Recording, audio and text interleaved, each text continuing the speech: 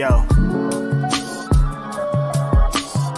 It's Grapsody with Will, Phil, and Reg, trying to keep it real instead of what you usually get from these talking heads. It's Grapsody, we're here to fill the void. 3 black fans, different perspective, got to fill your voice. Coming with the podcast, talking majors, indies in between. Yeah, it's all that, and we're down with Fightful, better fall back. Coming for respect, we connect like a ball bat. No need to double check, these are all facts. You're listening to what's talk raps.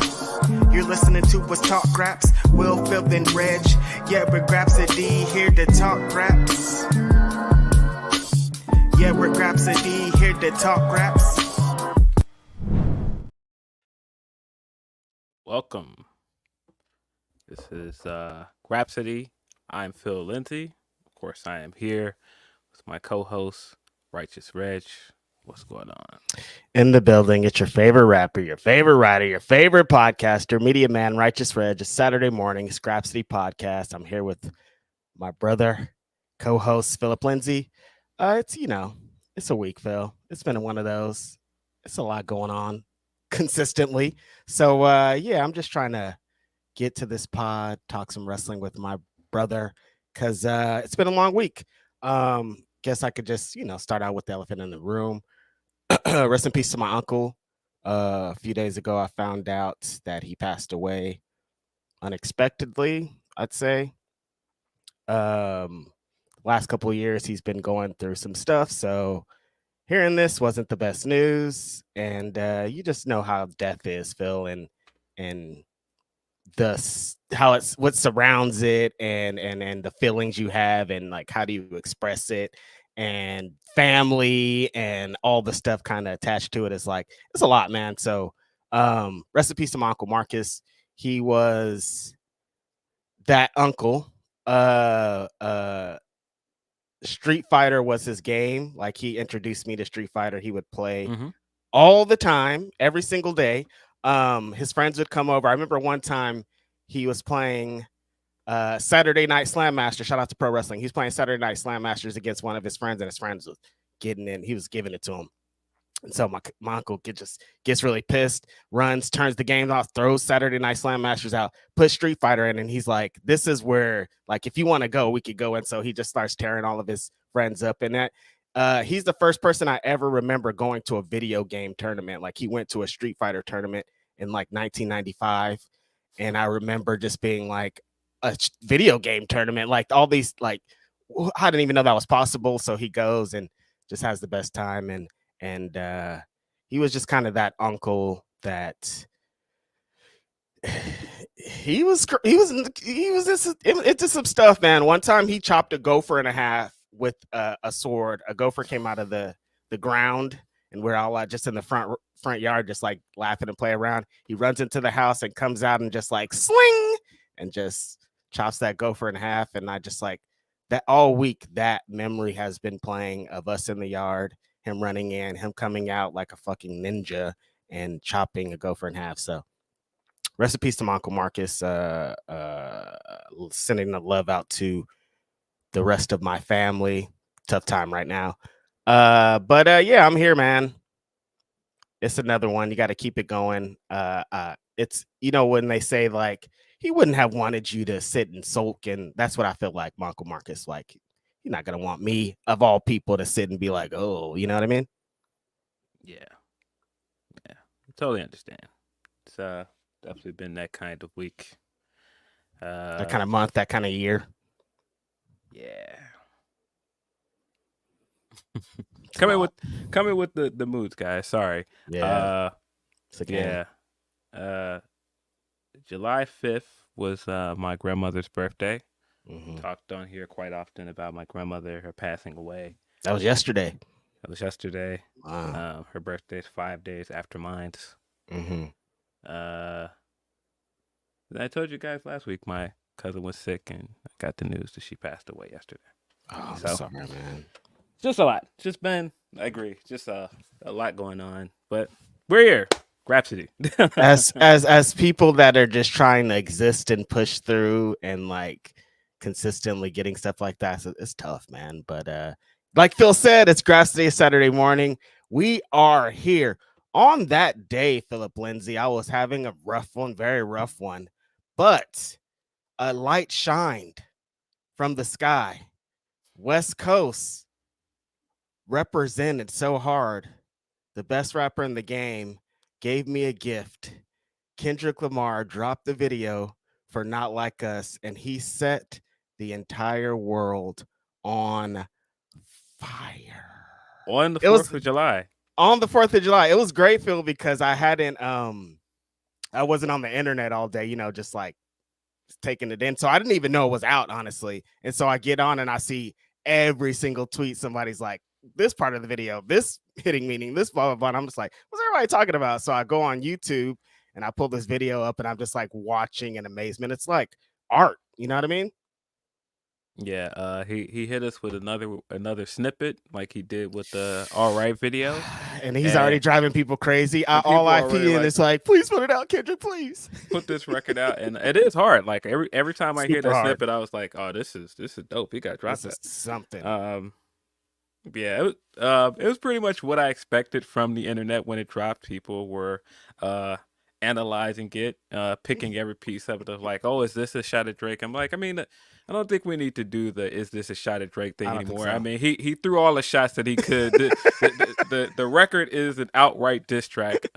Is this a shot? This diss video? Are there shots in there, Phil? Yeah, there were certain things people were picking out, like, oh, I think this is a reference to Drake. I'm like, yeah, if you think it's a reference to Drake, it probably is because this is a diss record. Is this shot referencing Drake where he's doing push-ups? Yeah, probably. This shot too? Yeah, all of it, I think. Yeah, I don't know if you're one of those people now, like, because I have a bunch of friends and family that are like, I don't celebrate the 4th of July. I celebrate Juneteenth. And I'm sure you have people in your life that are the same way. Like, that's not our holiday. I live in Oakland, so yeah. Yeah. But the thing that I was reminded of this 4th was just kind of funny to me is that, you give us a chance to get together and barbecue and just do black people things, and we're gonna do it. It don't matter. Like I can't say that I'm like, oh yeah, Independence Day, America, but listen, man, there's a new Kendrick video, there's a new Eddie Murphy movie out on Netflix, and this grill's going. Like, cut it out, man. Like, don't get together, bro. Black people don't care what the celebration's for. There's a grill, there's food, we're partying, there's music, we're having a good time. It doesn't matter what the celebration represents. So yeah, that part of it is like, yeah, we're not really celebrating the Independence Day, 1776. We really did it. It's like, no, we're celebrating like having a day off in the middle of the week, seeing our friends and blah, blah, blah. It's that Kendrick video came at the right time because people were having they were at the barbecue. So they're having like watch parties and stuff. I'm like, this is so funny, yo. Yeah, it was very funny. Before I left and went to barbecue, I had the TV on, and there was a bunch of Eddie Murphy movies on for some reason yesterday. Like almost every channel, there was like some Eddie Murphy movies on. So when I left, I think it was like Trading Places was on, and then when I got to my family's house, they were watching Beverly Hills Cop 4. I was like, I guess we're in the Eddie mood, and so Eddie Murphy went off, day, baby. That went off, and like we actually watched all of Trading Places because it was on another channel. I was like, there's several things in Trading Places I don't think you can do anymore. Classic movie, definitely not. Yeah, still very funny, but there's several things I'm like, yeah, I don't think you can get away with that no more. They was treating Eddie crazy in that movie. A lot of not even veiled racism, but that was part of the story. But yeah, just even Dan Aykroyd doing blackface, you can't do that no more. I get it was part of a bit and it's a joke, but you can't do it no more. That was comedy in the 80s, brother. You don't get it. I'm like, no, I get it. You just can't do that. No, and I mean, listen, classic scene, still very funny, but a bunch of stuff in there that I'm like, oh, you can tell this was 80s. Super 80s. Do that no more. So you ended up watching Part 4? I didn't get around to watching it yet. Yeah, I've seen it. It's good. Pretty good. I think it's a fun movie. It's definitely better than Beverly Hills Cop 3. That is widely considered the worst one.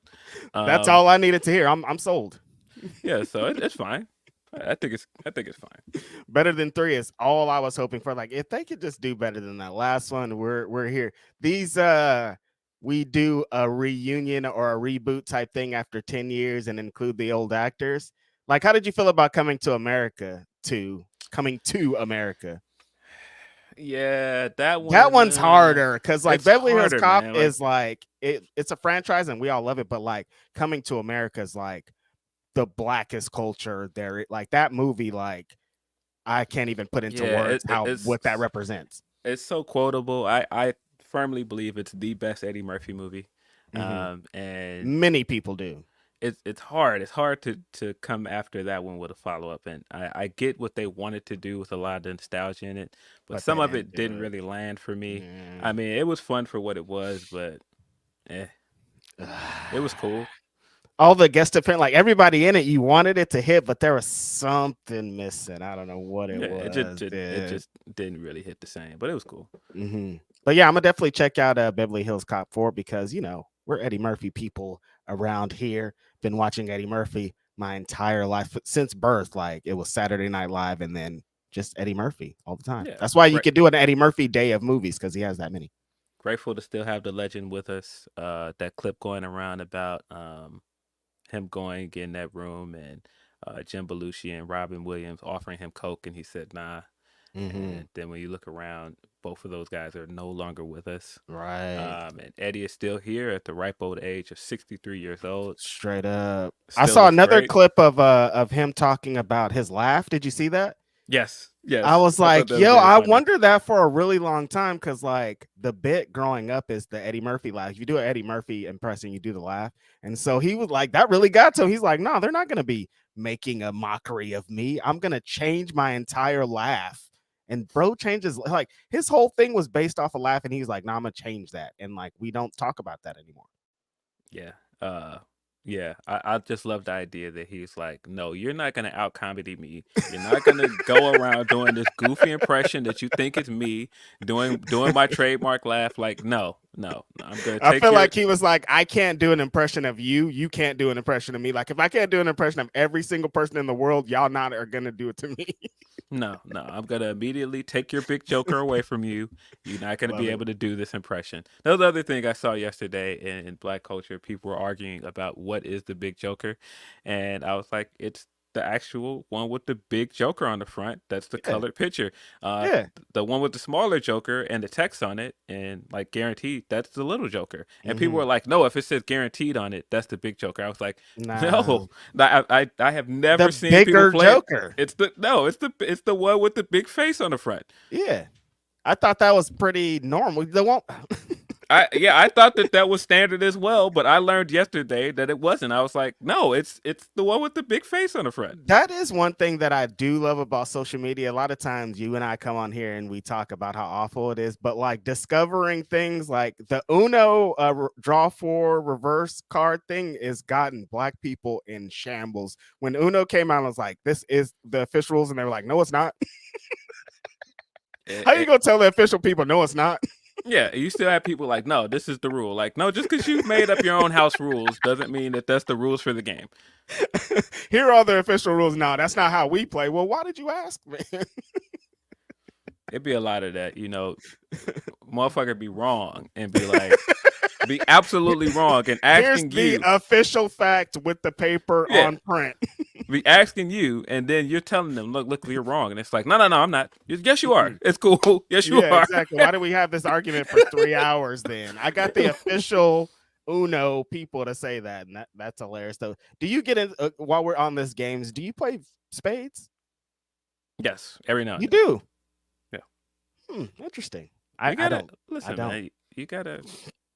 I feel like that's a part of culture. You gotta. It is. I know. That's why I'm like, damn, man. You gotta know how to play spades. Are you saying you don't know how to play spades? I don't know how to play, Phil. Yeah, I can't believe I'm admitting this on camera. Yeah. Dang, man. I know. They be waiting to snatch somebody's black card, man. I know. Dominoes, I'm all in, but spades, they've been waiting to get us up out the cookout. They've been waiting to revoke our passes, man. If that's the reason they're gonna stop me at the door. Nah, Reg can't play come spades. Up in here. See, I knew it was something about those guys over there, man. You cannot come up in this cookout. No spades. Nah, man. I knew it was something about those guys. The internet's just blowing up right now. Reg can't play spades. Grapsody lost all of his credibility. Somebody in some group chat right now, like, nah, they like that one dude is champion, and homeboy can't play spades. I knew what it was.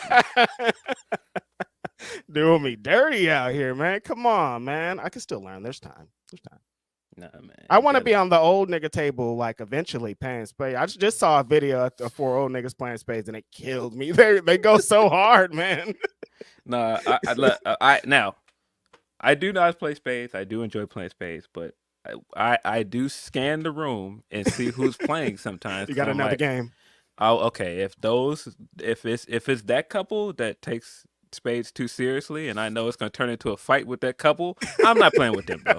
I know. There's that one episode of Southside where they have the spades tournament and they fight. So she ends up going with her dad, but her dad's crazy as hell too. Yeah, man, Southside. Man. What a great depiction of the city, man. Not just a great depiction of the city, what a great depiction of what it's like to be black in the city.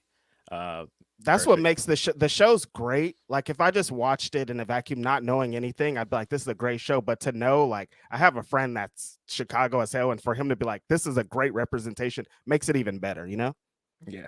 I have finally started The Bear, guys. Leave me alone. You know what I finally started, Philip Lindsey? Winning Time. Oh. Great fucking show, man. Great show. Yeah, I finally started The Bear, so people can stop asking me, "You're from Chicago? How have you not watched The Bear?" That's based out of Chicago. I haven't seen it. Sorry, you guys. Yeah. I finally started watching it. Friend of the show tried to get me to watch it in New York. That sounds about right. And when I watched it, I immediately recognized what he likes about it. The main character is like a very anxious Italian guy. I was like, why does this look familiar?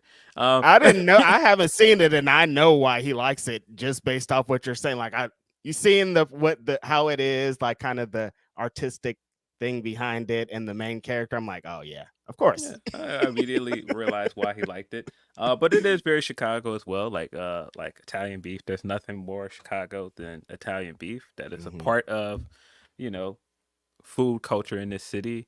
There was a sign at Dynamite. Was it Dynamite? Yeah, I think it was Dynamite. Portillo's is mid. I ain't listening to it. That was in Chicago. Went to Portillo's after the show. Former co-host of this show, mutual friend of the show, Smiley and a few other people were at Portillo's after this show. So I saw your tweet too. What was that about? Every time he gets a chance to do this, it shouldn't be two belts thing. And I'm just like, you guys are still having the two belts debate? Oh my God. I'm just like, bro, it's fine. I was proven right because they had to establish another belt. And he's just like, you weren't right though. And I was like, but they had to establish another belt because it didn't work. It showed that it did not work. He was like, yeah, but it only didn't work because Roman didn't come to work. And I was like, yeah, but it doesn't matter why it didn't work. And it's like, I cannot believe you guys are still having. We went into that, and we went into also the other usual debate of his that the Money in the Bank concept is bad and it doesn't work. And I was just like, he hates it. Yeah, there was a surprising one that he said wasn't a good cash in, and I was just like, but that was like the highlight of this guy's career. Like this is the thing that made him him. I'm guessing Dolph Ziggler. Yes. Yeah. And he was like, that wasn't a great cash in. I was like, that's one of the best cash ins of all time. It's the highlight of his career. I had been going to WrestleMania for a few years, and I went to a few Raws after Manias, and that one I did it. I was like, I'm just gonna go home. I don't think anything crazy is gonna happen. And that moment happened, and I regret that almost all the time. Like that's one of the best wrestling moments in history. What do you mean? Yeah, I was so thrown. I was like, dude, I get if you just don't like the concept at this point, because there have been a lot of bad Money in the Bank winners and concept. Yeah. Like the percentage is, the percentage is what it is. But like, bro, Like, to be like, well, what did that really do for Dolph? I'm like, dude, like I said, the highlight of his career, like, that's pretty much, that's it. That's the peak of his career. That's it. Is that Money in the Bank cash in? And he was like, yeah, but it's Dolph Ziggler. I'm like, dude, what are you talking about? I see both sides, but no, I think that to use that as an example is crazy because that was actually a good one. And actually, I don't know if it did anything. I mean, I guess that's the debate. Did it do something for him? Yeah, because he's still kind of riding that wave. But like, well, as a prestigious, like, did it add on to his wrestling career and make him like the Mount Rushmore? That's a different story, I think. No, I don't think it made him one of the greatest of all time or anything like that. But when we talk about Money in the Bank, when they make like highlight reels of Money in the Bank, his cash in is always one of them because it's one of the greatest cash ins of all time. Definitely. I'd probably say top 3, honestly. That one, like, the crowd was insane. It's Rollins, it's Ziggler, probably Edge, of course, the original one. Probably that second CM Punk one. The Damian one from this year. You didn't think that was a good cash in? You didn't like it? I mean, as far as like he did it and he benefited off of it, you know what I mean? Yeah. Miz, you gotta give Miz his credit for his cash in too. Miz is I hate the Miz, but yeah, I put his up there. Yeah, I just was like, but yeah, it was very interesting. You guys had a crowd too. It was very fun, interesting. Like just everything about it. The fact that we were having this conversation and people were like almost huddled around us, watching us have this conversation. Grapsody in real life. I was just like, but. And so it was like, and like when I explained all the people that were there, it makes it even funnier because it was like, it's like Brock Lesnar guy was there, Xenia was standing there. I'm already dead. Brock Lesnar guy was there. Like I said, Smiley was there. For some reason, a wrestler was there. I don't know if she wants me to throw in that she was there, but it was a lot. I was like, what? That is an interesting cast of characters. No, Josh Jones. I like the Priest cash in. A certain other guy that used to be on this podcast didn't think it was good. No, I thought that was great. Yeah. I was there. I thought it was a great cash in. Yeah. No, we're talking about his combatant for the night. Yeah. So just in case you guys wonder, him no longer being on this show was that a bit, and we just didn't agree on certain things for this show. No, there's certain things that he says I'm just like, what are you talking about? The group chat is still Grapsody a lot of the times, you guys. Nothing has changed. We just aren't on the air anymore. But the three of us together. It's great. I love it. That sounds amazing. So you had a good time at Chicago Dynamite? Yeah, it was great. It was a great show. Good crowd. Chicago crowd. Two really good back-to-back shows, man. 2 fire Osprey matches within a week. I'm sick. Yeah, it was a fun time at Dynamite. We got some returns. Got a lot. Chicago crowd was great, even though sometimes Chicago crowd tries. Yeah, to that's be what too I wanted smarky. to get into. They try to be too smarky, and it's like, dude, like, just boo the things you're supposed to boo. That's it, man. It's okay. Like I get it. They want to be like the Bizarro, like Canada type. Like we're smart. We know things. We can do this to him. And it's like in these moments, just live in the moment right now, man. You don't have to try to do the opposite of what's going on. There was like, I want Max to get heat, and he's not going to if you guys are just in love with everything that he's doing, Yeah, the Max turn, it was funny because certain people were doing trying to start the "He's our scumbag" chant, and I was like, but see, that works in Long Island because that's where he's from. Right. The whole point of the Punk storyline and you separating these two worlds and Punk creating heat in Long Island and certain things happening in Chicago is because he's not our scumbag. Yes. He's their scumbag. Exactly. Yeah. But people are mixed up because he's became a baby face and it kind of expanded throughout the country of like I'm scumbag everywhere. But no, it's Chicago of all places has to be the opposite of that because that was where that's what the whole thing was based off. Yeah, that was the whole point.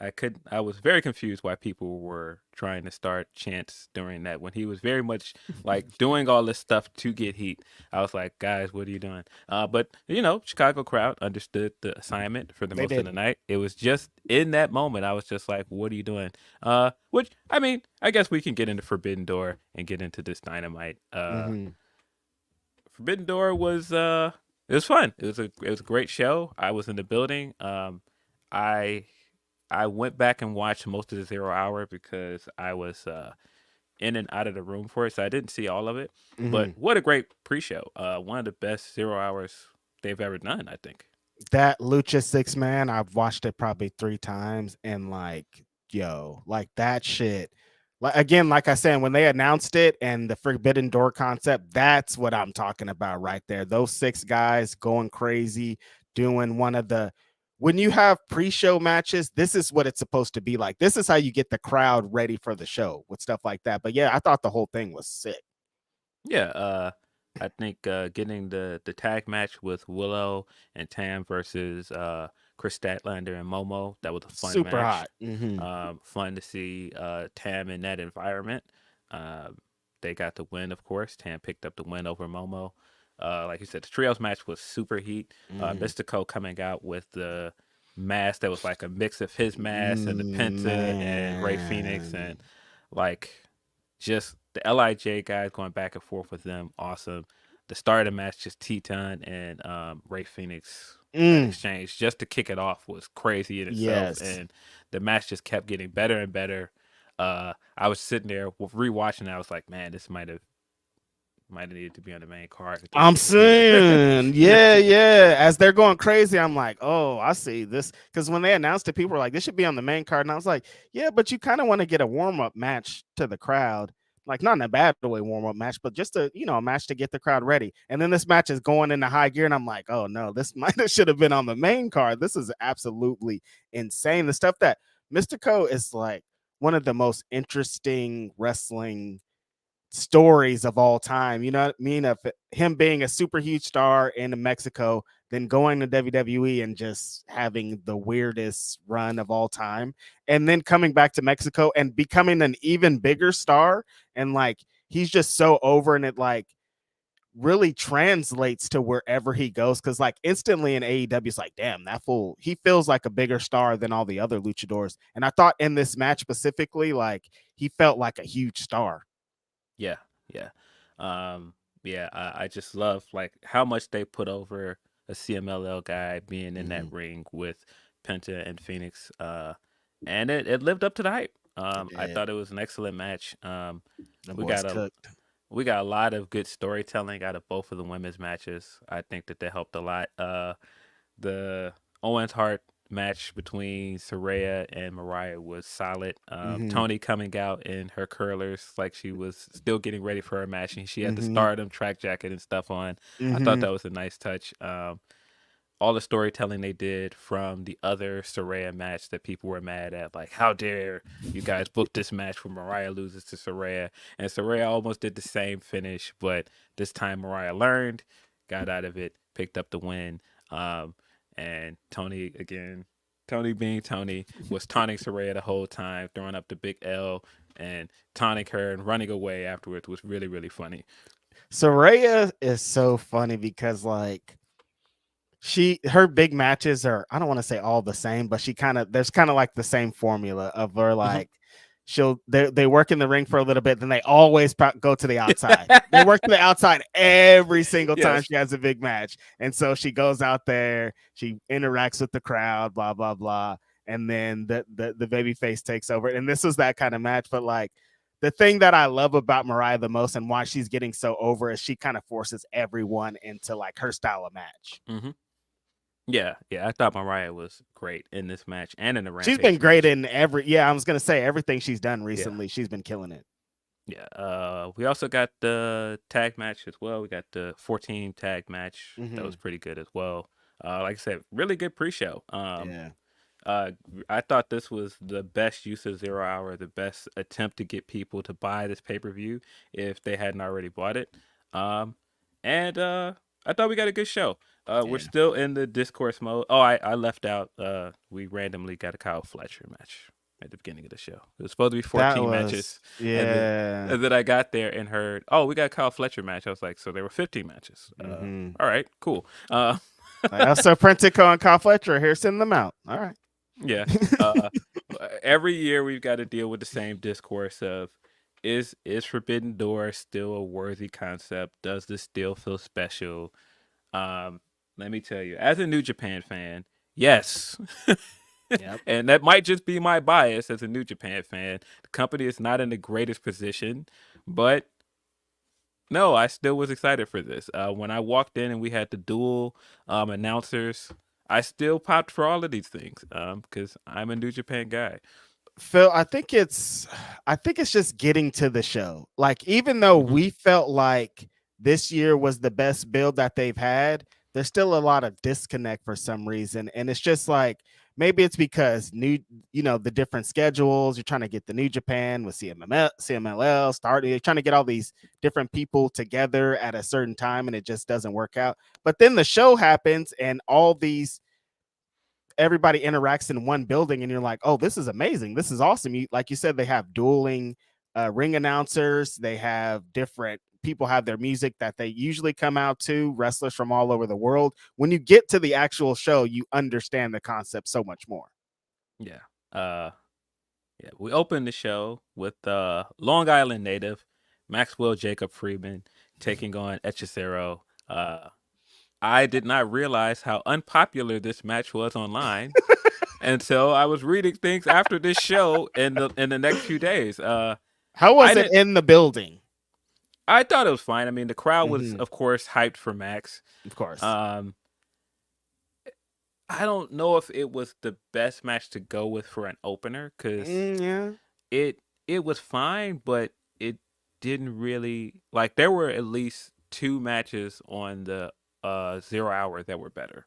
Yeah. And so starting so hot with all of those matches from 0 Hour and then opening with this match and people were like hyped for Max, it's his hometown, and then it was kind of slow and plotting. And I mean, I know you're supposed to expect that out of like a technical wrestling match with Hechicero, but it just, I don't know. It wasn't bad. I enjoyed it, but it just, I don't know. It might have been the wrong match to open the show with. It should have been that Lucha 6-man we just talked about, because that was the match right before it. And like you said, the crowd was hype, which means if you would have put that as the first match, it would have started out crazy.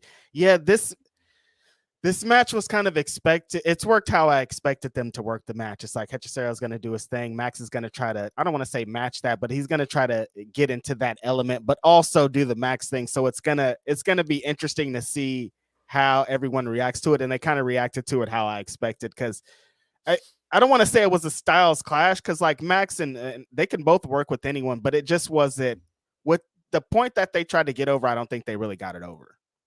Yeah, the story they were trying to tell coming into the match, I don't think that it really came across well. Right. But I enjoyed the match as fans of those two guys. But yeah, probably not the best match to open the show with. And I think the concept of Forbidden Door, sometimes with this company versus this company, you'll get matches like this. Like, hey, what if we just do this type of one? And this felt like, oh, okay, I see what happened. Like, I don't know if we would do it again, but like, I like the attempt. Yeah. But it was fine. Then we got the trios match, the Elite taking on the Scissor Ace, Tanahashi, and the Acclaimed, straight out the door, coming down with the entrances, and just seeing the vast difference between the Bucks coming out and Okada coming out. Again, at one point on Twitter, there was a conversation about this guy's aura, and this is the second time I've been in the building to see this guy come out and the crowd lose its mind for this guy. This guy is a massive star. I don't know why anybody would doubt that at this point. Because there's still that discourse coming out of it, I guess, of like, maybe not that he's not a big star, but kind of like, what's going on? Why is him and the Bucks? It's like, you guys need to get more serious, maybe, because like you got Okada still as Okada, the fans, he still as over as he can be. He should have been in a big one-on-one match, I think, maybe, right? Yeah, I would have rather see him in a one-on-one match, and that became very clear to me throughout this match. The entrances were fun. They were. The Tanahashi and the Acclaim came out. Max did one of his raps, and Tanahashi was having the time of his life. Air guitar next to him. You would have thought like this, he was just having a blast. I thought that was hilarious. Tanahashi as As his hype man. Max's quiet air guitar hype man, hilarious. Yeah, but the match was fine. There was a bit in this match where I was just like, this is why I was concerned about certain things coming out of airing the footage and certain things that you played into with Jack and the Elite, because this is again where you did certain things for Heat and we got the CM Punk chant, and I was just sitting there like, I just don't. We don't care. need this. Yeah. I don't care. We don't need this on your show. Mm-hmm. And I just think it takes attention off their characters for this company. It's like, why are we still... That keeps happening to Jack too. Like every time he has some kind of video package or they show him like he's getting CM Punk chant, and I'm like, I don't know if that was the goal of doing that, because that's not what I would have done. It just didn't work, and it kind of makes me feel like some of this stuff with the Elite as heels, like it's kind of jumped the shark a little bit. Like some of it just doesn't work for me. It doesn't get the intended reaction. And it's not just you, because coming out of that match, a lot of people are like, what are the Young Bucks doing? What's going on? Like, why is it? And it doesn't seem like they're really serious. And that's their characters. They're playing into that when the matches happen. Of course, they're into it. But it's like, you guys should be doing more, dude. You're the Young Bucks. You're the World Tag Team Champions. Like, when people talk about the problems or whatever that they have with AEW, like, we should be getting big main event Young Buck tag matches. Like we have, again, just like Okada, you have these people in their primes essentially or maybe bigger, and like we're not utilizing them as good as we should. Yeah. I think that they started well with this Elite and authority figure thing. But I think it's lost quite a bit of steam since Anarchy in the Arena. And I think it's because you've had more than one build going at the same time. You've had to build to this pay-per-view, and you're still simultaneously building to a blood and guts match this month. And it's just lost a lot of focus. And it's just and that's not to say that I don't like this iteration of the Elite, because I do like these four guys together a lot.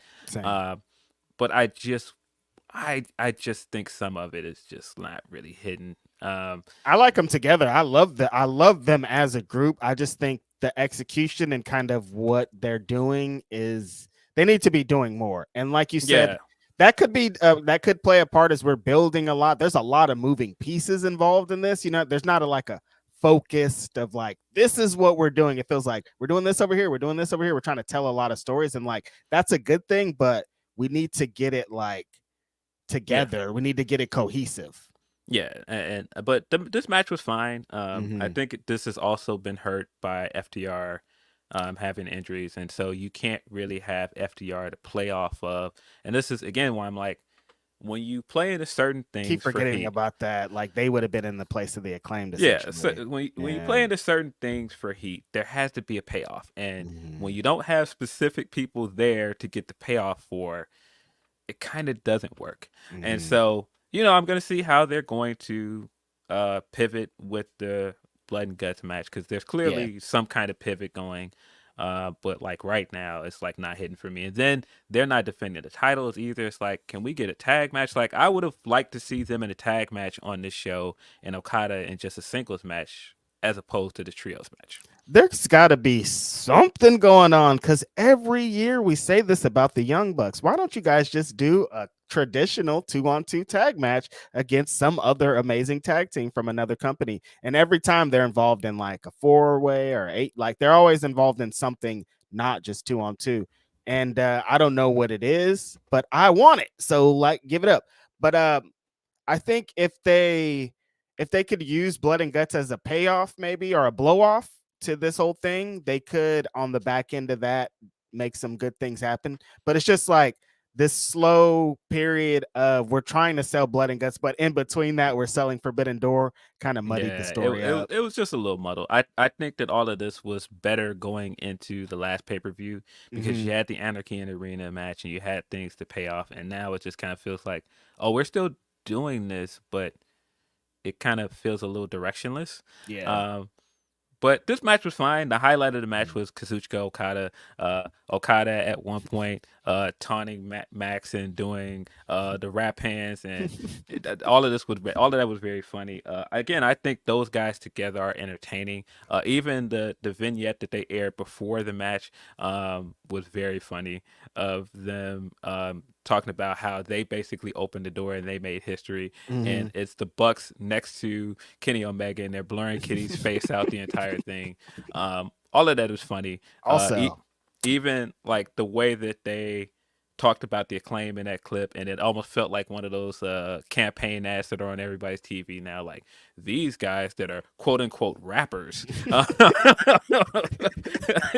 All of that stuff was funny, but it didn't translate as well to the match, I felt. But it was fine. It was fine. The first two matches on the main card were fine. okay. The first half of the show was a little bit slower than I would have liked, but I thought there was some good stuff in this. I mean, that right there, we're talking all this about this angle and stuff, and they're doing these Kenny Omega teases. I'm like, all this could lead to Okada and Kenny Omega, and then we'll kind of be eating our words, and who will care? I won't care what happened with Okada before that. I mean, get to that. Like, I don't really need get to it. Get to that. I don't really need like to trying to get the heat off of Brawl Out and stuff, because it just kind of feels like it's too late for that. Like, if you were gonna do that, you should have done that before. And now it's like, I don't really care anymore. That guy's somewhere else. Like, move on. Yeah, I think we should move on. But yeah, the match, I felt like it picked up when we got Bryan versus Shingo. Of course, that was one of the hottest matches on this show. Lived up to all expectations. Bryan is still Bryan, still hyped the crowd up several times. I thought the finish was really, really good. Strong match. Bryan Danielson, he did it in the match, Phil. He did our least favorite thing. He got the doctor to come in and check on him and like, I'm doing this to us. Why, Bryan, why? We don't like this. But yeah, I think the thing that I noticed in the match, Phil, is like, we see Bryan wrestle often. Like, he wrestles on Collision pretty often, and he don't be throwing strikes 100% all the time. But then he gets into the ring with Shingo and he throws strikes 100, and you're like, oh yeah. I remember now. Some of those slaps in there, some of those forearms in there, some of those kicks in there. I'm like, oh, Bryan don't be really doing what he be doing in here on a normal basis, because wrestlers would be mad at him. The way that he turns into a different wrestler when he gets into a big Japanese wrestling match essentially is a sight to be seen. Shingo is, I've noticed something about the big Japanese wrestlers is some of them, when they come over to the other side, we'll talk about it very soon here in one of these matches. Some of them, when they come over to America, it's like, I'm just having a nice little vacation. I'm gonna come over here. I know you guys like this, but like, my home promotion is New Japan. I don't feel like Shingo's like that. Maybe it's because he's had the US connection before with Dragon Gate USA. He just like, there's a different representation here in America. When he comes over here, he's like, I'm gonna go over there and have fun. Like, I'm wrestling Bryan Danielson. You're gonna get the Shingo that you know. And this match was exactly that. When they announced this match, it was like, that match is gonna be fire. And I think it just was exactly what that was. Yeah. Yeah. Great match. Got the women's championship match after that. Toni Storm took on Mina Shirakawa. Toni came out with a fire entrance dressed as the Statue of Liberty to play off all of her stuff over the weekend. I thought that promo she cut on Collision, standing in the glass, and I thought that was really, really dope. That was heat. Toni Storm, currently one of the best women's wrestlers in the world. She just has the entire package, character, promo, and the matches are hidden. Go figure. She's out of here. And I thought Mina got a lot out of this storyline. This is definitely the most popular Mina has been in the U.S. She got a lot in this match. She got a lot of offense in. She had Toni on the ropes at one point, I felt. But I thought that this was strong. This was a strong back and forth. I thought, honestly, the women smoked it on this pay-per-view. This was the first time I've seen an AEW pay-per-view, and I felt like the women kind of stole the show.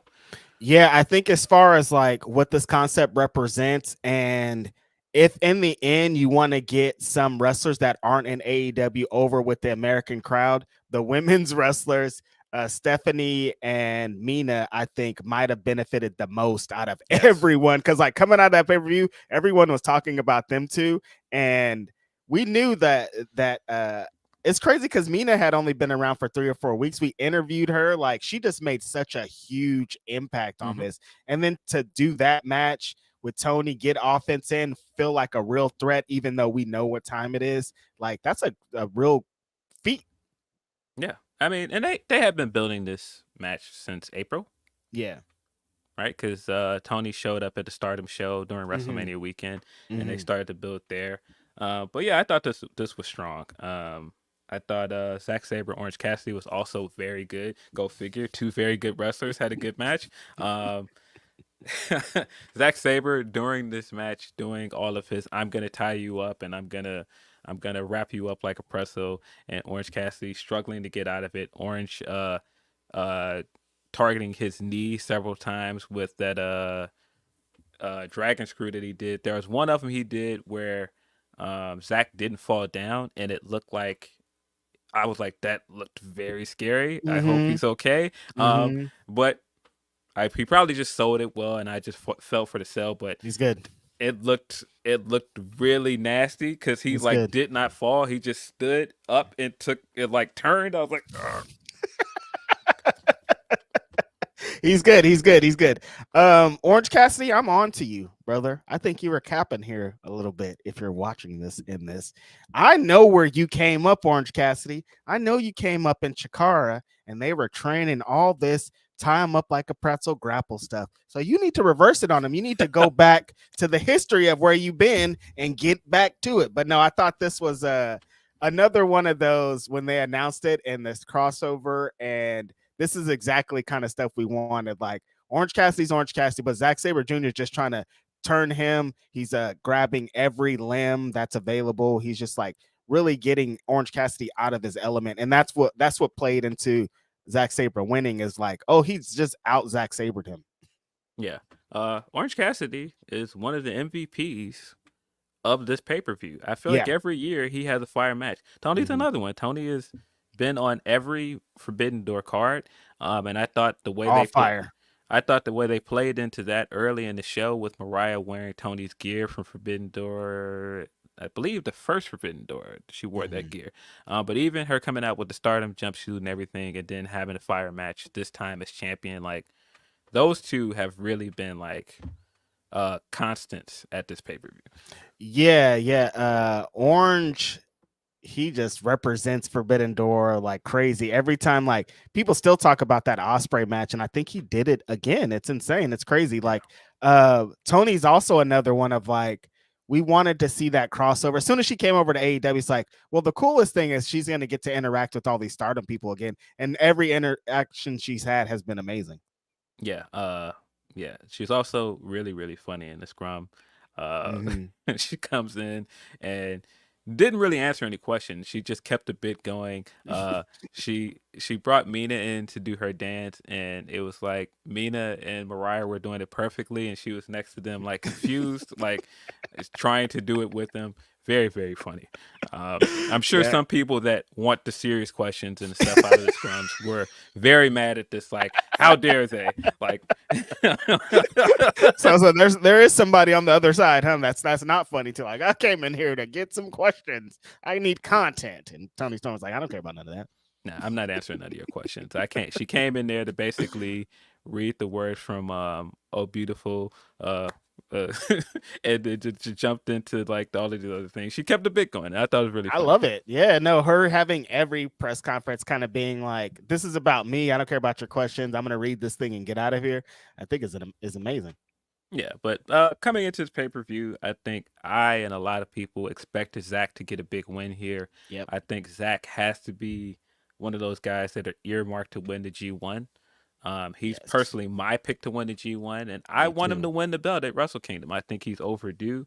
A former New Japan Cup winner. He's had big matches with everybody you can name at this point: Okada, Naito, Bryan, and he just still hasn't won that big one yet. So I think it's time. Put that belt on him. It's interesting because it feels like New Japan has been trying to get a star that can cross over to America. And like, you guys, I think you got one. His name is Zack Sabre Jr., dude. Let him win this tournament. Let him get that huge win at Wrestle Kingdom and let him carry that championship around the world doing Zack Sabre shit. That's just going to build prestige like crazy. The way that he is just constantly over in America, every time he comes over here, people are so excited about it. It's like, yo, New Japan's looking for new stars. They need somebody to take them into the future. Like Zack Sabre Jr., at least needs a chance, you know? Yeah, and I mean he's got big wins. It's just I don't know. I know he's put on more weight, but I don't know if it's does he fit in that heavyweight Yeah. scene, and that might be part of it. But again, I think it's time. I think you got to put that belt on, especially like there's a void of big stars. I know you can build up Shingo and Suji. Um, showed us like right on the cusp. You got guys, but like I feel like in this vacuum, this is the perfect time to give him the win. Right. They have some guys that in 2 years are going to definitely be the head leaders of this. But like right now, we need to start going for it. Zack Sabre Jr., he already has the complete package. Like you said, he's put on weight. He's tried to become that New Japan heavyweight that they know. So he's doing the work. It's just time for him to get the payoff. Yeah, very funny. After the show, I was sitting with somebody, and Zack Sabre walks in, and I'm sitting there like, "Yo, this is Zack Sabre Jr., big fan." And like, he walks up to mutual friend Emilio, and he's talking to him about music and all these other things, and I'm just like sitting behind him with like the big stars in my eyes, like, "This is Zack Sabre Jr." And like, he's just like, I got some new vinyl. Just not like, caring about it. the whole time he's talking to Emilio about hip hop and like how he discovered some of his music overseas and like Tim Westwood and all these other things. And like, I'm like, yo, this is Zack Sabre Jr., but I'm also like my friend, like one of the most interesting guys in the world. It's crazy. Like where he's been and where, you know what I mean? And like Zack Sabre Jr. just comes out and marks out for him. And you're just like in the back, like Zack Sabre Jr. And Zack Sabre's like, no, Emilio. It's so funny, man. That is really funny. Shout out to Emilio. We referenced him a few times here, man. What a guy. Yeah, what a guy. I spent quite a bit of time in Staten Island while I was in New York with my friend. Very funny guy. Staten Island with Emilio sounds like a movie. Yeah, we recorded an episode of Wrestle Rap like the same day that we did this episode. Yeah, funny times, man. Shout out to the homie. I promise I was not saying all this stuff to stall before getting into this trios match with the Learning Tree, the Learning Tree, and Jeff Cobb taking on Samoa Joe, Hook, and Katsuyori Shibata. I continue to be a big fan of this trio of Hook and Samoa Joe, Shibata. They're a lot of fun. They were a lot of fun this week on Dynamite as well. And I'm kind of like, man, get to the match with Bullet Club Gold at this point. Like, these guys are a lot of fun. This Learning Tree stuff, man, it just continues to not be for me. This match was fine. It was what it was, but it was kind of the same thing I was saying with the MJF match, where I felt like there were other matches that were better that probably could have been on the main card instead of this one. So it's not that this match there was nothing offensive about it. It wasn't bad, but it was just kind of like, man, you had this fire lucha match on 0 Hour that could have been in this spot that was just gangbusters, and you went with this that could have easily been like a Dynamite match. Listen, first of all, I'd just like to say, God, I like the Learning Tree. I'm a big fan of the Learning Tree. I just want to say that the interactions with Samoa Joe and Jeff Cobb were awesome. Like, yes. I want them. They should have just did a one-on-one match. Jeff Cobb tweeted yesterday, also trying to sell in it. Be like, he said, I've been in it 12 years. And Samoa Joe has been ducking me for that whole time. Like, oh no, we're doing it. I think we're gonna get to it. So like, just get to that one-on-one match because that's really what we kind of wanted out of it. I like the learning tree, and I'm really excited about Wednesday. Samoa Joe taking on Chris Jericho in a Stampede street fight. Yeah, we are getting that match coming up. But I did kind of want the Joe Jeff Cobb television title match instead. It would have made so much sense because, Joe has been the king of television, and he's held both. He's held both of those kind of titles for AEW, and so I thought that's what we were building to, and then we got this trios match. It would have made so much sense just because like that title has a time limit on it. These two guys would have just went at it for less than 15 minutes. Like, I just don't understand. But I mean, you're not gonna, they're not gonna put Chris Jericho on the pre-show, Phil. They're not gonna do that. No. Imagine, hey Chris, we're gonna put you on the pre-show. Yeah, all right. Yeah. Yeah. But yeah, this lucha match should have replaced that. Sorry. Yeah. But we got a much better match in Mercedes Moné taking on Stephanie Vaquer. This was my first time seeing Mercedes wrestle for AEW in person, and when people talk about like her star power and everything, it's the same thing as I've been saying with Okada. Seeing it in person and seeing how people respond to her in person, it's different. It's just out of this world. Yeah. There was a girl that was a few sections down from us, close to the ramp, and the second Mercedes came out, she was just screaming to the top of her lungs, like screeching. Like you could hear her all the way down by our section, and she continued to do that for the entire match. Like I know that it turned into boos later, but the initial reaction to her when she came out was crazy. Like Phil, it's I noticed it at the Collision before Double or Nothing. She wasn't on the show, but Willow was there. I was trying to show support for Willow, and there were Mercedes fans in there that were like staring daggers through me. And like the energy that they bring, to a wrestling show, people don't understand, man. The Mercedes crew, dog, they come to represent for this lady. And I think it's funny because in the match, like I think that it was on purpose that she got them to turn all the way on her to get the big pop for like, because they played into like, if you start booing Mercedes, then you're going to really cheer this person that's going to come out here. Regardless, I thought the match was awesome. Stephanie, like I said, coming off the backs of this, everybody was like, Stephanie Vaquer is like the greatest of all time. Sign her. She's great. She's great. She just came in looking so confident. She looked like this is just a regular Tuesday. I don't care about any pressure. Like, y'all are not going to get me off my game. I'm the baddest motherfucker in here, man or woman. Her gimmick was on point. Her gear was great. She looked like I belong here. I could be in the main event and I would still be as great as this. That springboard crossbody she hit was just so clean. Her offense the whole time was just, you guys, if you've never seen me before, after this match, you're going to think I'm the best. Like, she just was on fire for this. Like, Mercedes bumping and selling every time, Phil. I see it again. I'm like, this is why Mercedes is Mercedes. Like, she's great on promos. She's great with the characters, gear. The presentation is amazing. But when she just takes a bump and she sells and the ragdoll effects that she has, it's like, there's not a lot of people that do it like Mercedes, man. No, and it seemed like there was a concerted effort to make Stephanie look like a big deal here. Stephanie walked in with 3 belts and looked like a massive star. I think her offense looked tremendous. All of her transitions into her submissions were incredibly smooth. That dragon screw she hit on Mercedes in the corner. Oh my God. Yeah, coming out of that pin attempt and going into the submission move, she did a few of those that just clean.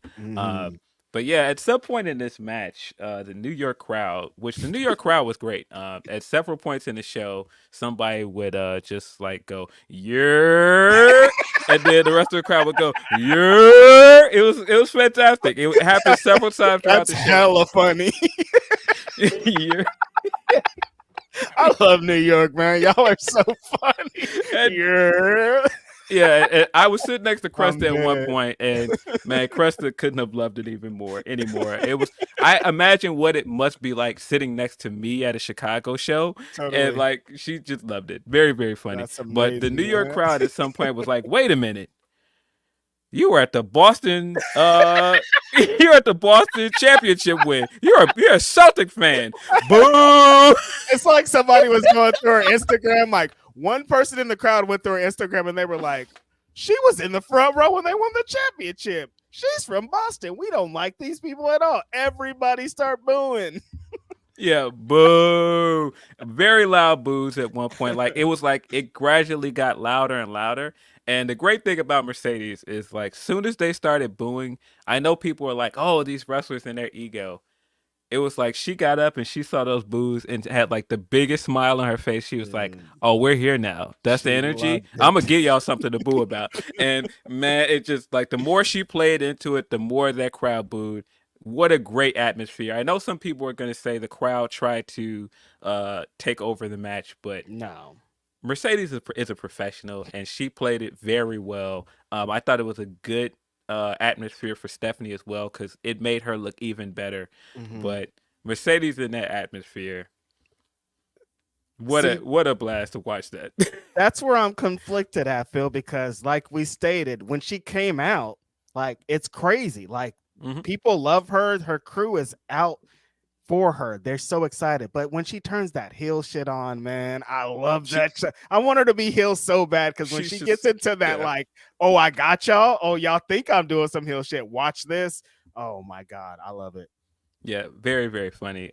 I thoroughly enjoyed this match. It had a few hiccups in it, but I thought that it was a very, very good match. I think Mercedes playing into those boos made it even better. I'm just so ready for her to turn heel because she's just better as a heel. She is. She just is. Her confidence level and everything else. Like that's what I'm saying. The confidence that she gets and the way that she starts working of like, I already thought I was the best, but now I'm gonna show the crowd that I'm better than they think I am, and I'm gonna prove them wrong trying to boo me. Who are you to boo me? It's like, who are you to boo me? Mercedes is way different. Yeah, and it's New York. Of course, she's got a history of being a heel in Brooklyn. The vibes was there. I loved it. I didn't even make that connection, man. Damn, I love it here. The vibes was there, man. Loved it, man. Very fun match. Of course, Mercedes picked up the win and got her 2-belt celebration off. But before she could leave the ring, we got the return of Britt Baker, DMD. I thought that this was a great return. She got a very, very good reaction from the New York crowd. And then she proceeded to stand at the top of the ramp, got some pyro, and I was wondering at one pyro. I was wondering at one point because she starts walking down the ramp and then she stopped, and then she headed back up the ramp, and so I was like, "Well, wait, are you gonna get in there?" I thought she was gonna head in the ring and it was gonna lead to like a stare down or something, but they pretty much just like stayed worlds apart, which played into some stuff we got later on in the week at Dynamite. But I thought this was a good return for her. That part of it was a bit awkward to me because I was like, why didn't she just get in the ring? That was weird. It was so weird. So she comes down, she stands at the top of the ramp, and it's like she's standing up there for a little too long. And so like the pyro starts going off, and she walks down to like the middle of the ramp, but then she turns around. It's like, wait. Yeah, it was a little awkward. Are you gonna get in there? I thought they would at least do a stare down, and then she just leaves. Yeah, it was a little awkward, but massive pop, and this is Big again pop. to my point of how big the women felt on this show. Tony felt like a massive star here. Yeah, you're right. Mina got over very well. Stephanie felt like a big breakout star. Mercedes was Mercedes, and then you added Britt to the mix. Like I thought it was a very good night for the women's division. Wow, yeah, the women kind of killed it, huh? Yeah, but no, Britt came out and got a super huge pop. It was a little bit weird, but yeah, we'll talk about it in a little bit. They got into some more on Dynamite that kind of tied the story in. Yeah, I think if you were upset at Tony Khan for his quote coming into this pay-per-view and him saying we have the best women's division in the world, he's a little bit vindicated here because like I said, the women really stole the show on this pay-per-view. I felt like other than the main event, They had a very good showing on Sunday night. All their matches were heat. They were all different. They all had character work. They all had stories involved in them. Like, yeah, no, this was a home run night for the women. Yeah. More. We got the Naito match with Moxley, which was also very unpopular online. I was here for it coming in. The entrances were fire. Naito giving us big match entrance with like the suit and everything. Naito Mox coming in with his New Japan theme, which I absolutely love. And he had on the New Japan tracksuit, basically rubbing it in like, no, I represent that company. This is my belt. Take it from me. The match was fine. I think that their Windy City Riot match was better. I've seen people say that they don't have great chemistry. For whatever reason, there were a few miscues in this match, but I don't think it was awful. It didn't feel worthy of this card. It didn't feel like worthy of all of the hype that we got into it. That's crazy. We're talking about the IWGP Championship, Phil. Yeah, I don't know, but we've seen like Naito is great, but Naito. That's what I was talking about earlier when I said some of the Japanese guys come over and they're in cruise control. Naito is like, yeah, we've seen like Naito has had great matches, but Naito also he has some where it just doesn't really hit. It don't connect. And this wasn't very good. This was fine, like it was fine, but it wasn't. And sometimes they work like this match would have been better in New Japan match, and this kind of felt like that. Like this crowd was not ready for that match at all. You know what I mean? And the placement on the card, it was like they're fighting a uphill battle that they're not gonna win. I mean, I guess it was like, well, we'll get Naito the big win. It's the semi-main event. Like we're telling a story with it, but there was a couple of different disconnects in this presentation, I think. Yeah, and Naito, his matches are kind of slow paced all the way into like the final sequence of it. He's had a bunch of matches this year where they've been kind of slow and plotting, and then like the last 10 minutes or so of it really ramps up and gets That's better. kind of his thing in general, though. And so I feel like just like the time they were allotted and just like for whatever reason, it just didn't really hit. But like American fans aren't going to take that 15 minutes of him getting to the shits. Yeah. You know what I mean? That 15 minutes is going to take them all the way out. And that's kind of what happened here. Yeah. But it was fine for what it was. Naito is your new IWGP World Champion. He's taking that belt back to Japan. It's going to be part of the G1 as well. Stacked field for that G1. Very curious to see who comes out of it. Again, my pick is Zack Sabre Jr., but somebody in our chat is saying Takeshita is also in that.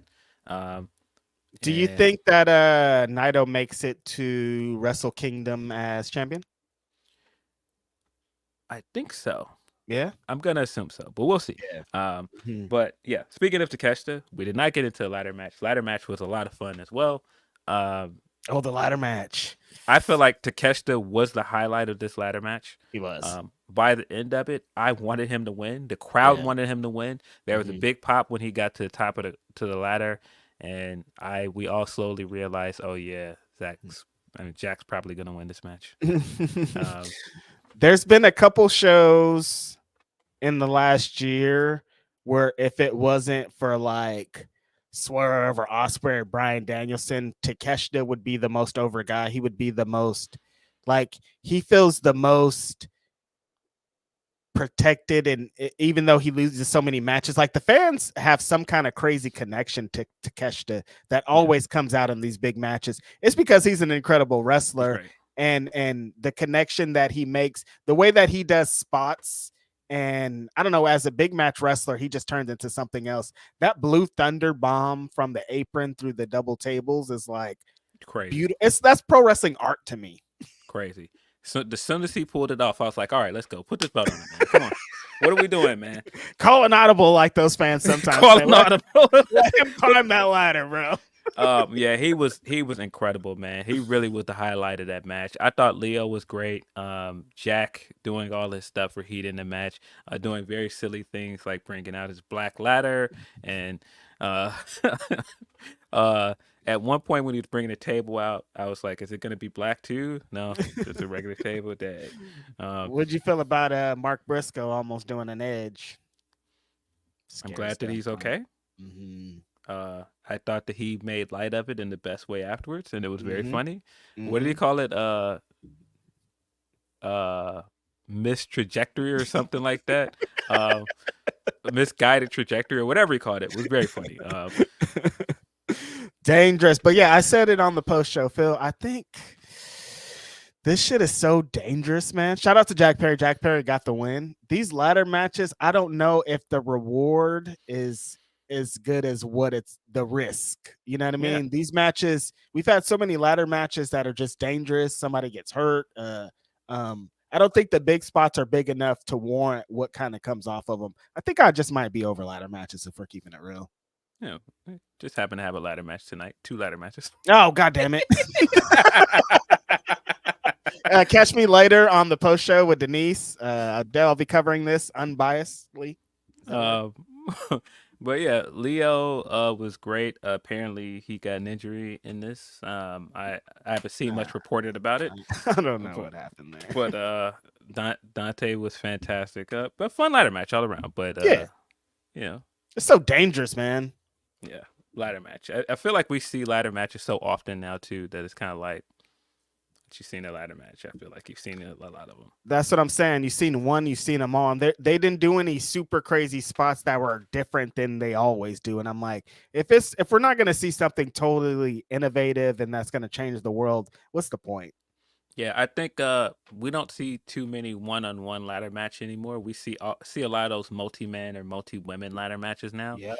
And the multi-men matches have we've seen so many of them that it's kind of like, okay, it's like get your spots in. No, somebody's on the side resting for 5 minutes. It's like, all right, you guys. Yeah, it that's just why doesn't. The flow of the match never really. It's not for me. Yeah, like the last one-on-one ladder match we saw, what I think was the Sammy Cody match, was extremely well done because we just don't see that often. Yeah. I mean, you're bringing up a great point. I guess I hadn't thought about it. Yeah, that's right. I think that is part of it. It's just like the cluster and the plunder is like, I'm not really into it. But if it's just 2 guys trying to get up there, it changes the whole trajectory and the difference in the match. It's just totally different. We just don't see a lot of one-on-one ladder matches anymore. So when we do see them, it feels more special. Because, like I said, we see a lot of multi-man ladder matches. So many. It feels like once a month at this point. Yeah. Yeah. Close the night with a incredible match. Swerve versus Ospreay was everything that I hoped it would be, and more. Kind of it over exceeded expectations to me. I thought so. Came out right away with Jim Jones opening for Swerve.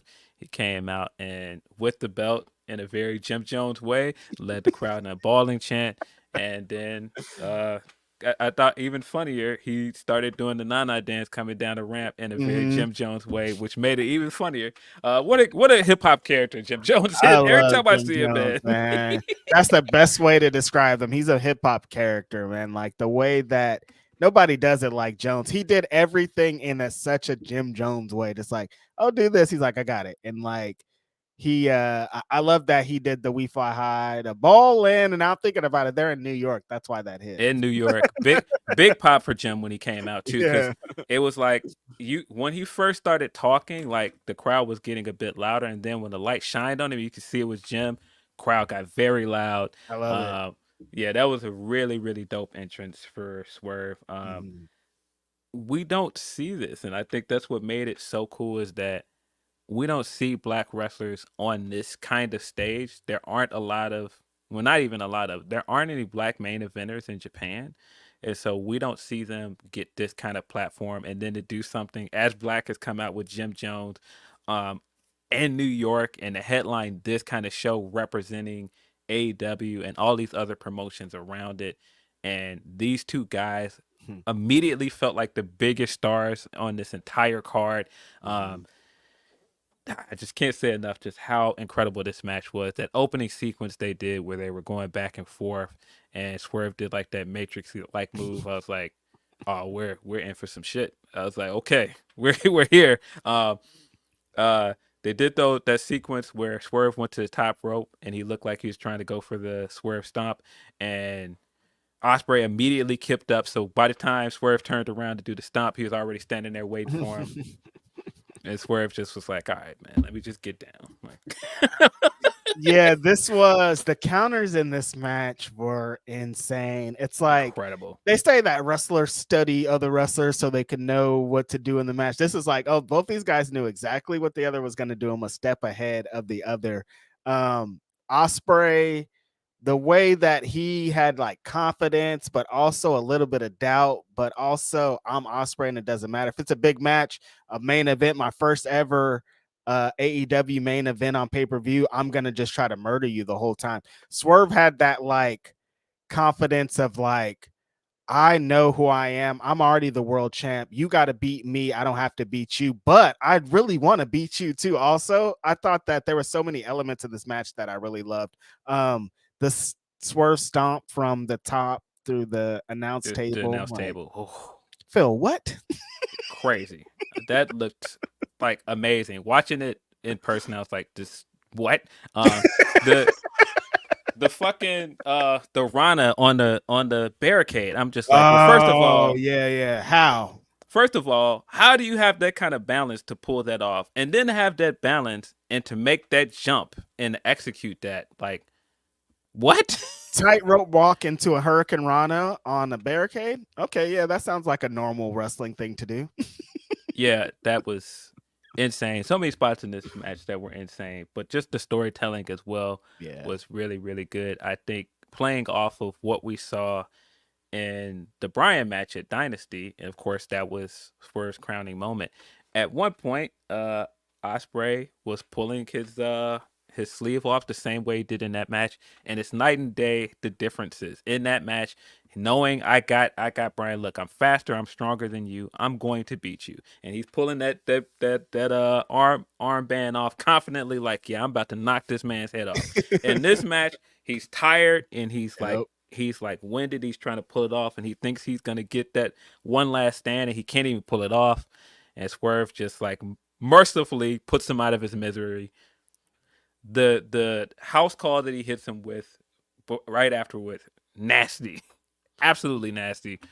Yeah, that might have been my favorite part, my favorite story of the match, Phil. Of every match we've seen of Ospreay in AEW, he's looked like a god. He's came at the end of it, he's fired up, he's big, like his opponent is dead.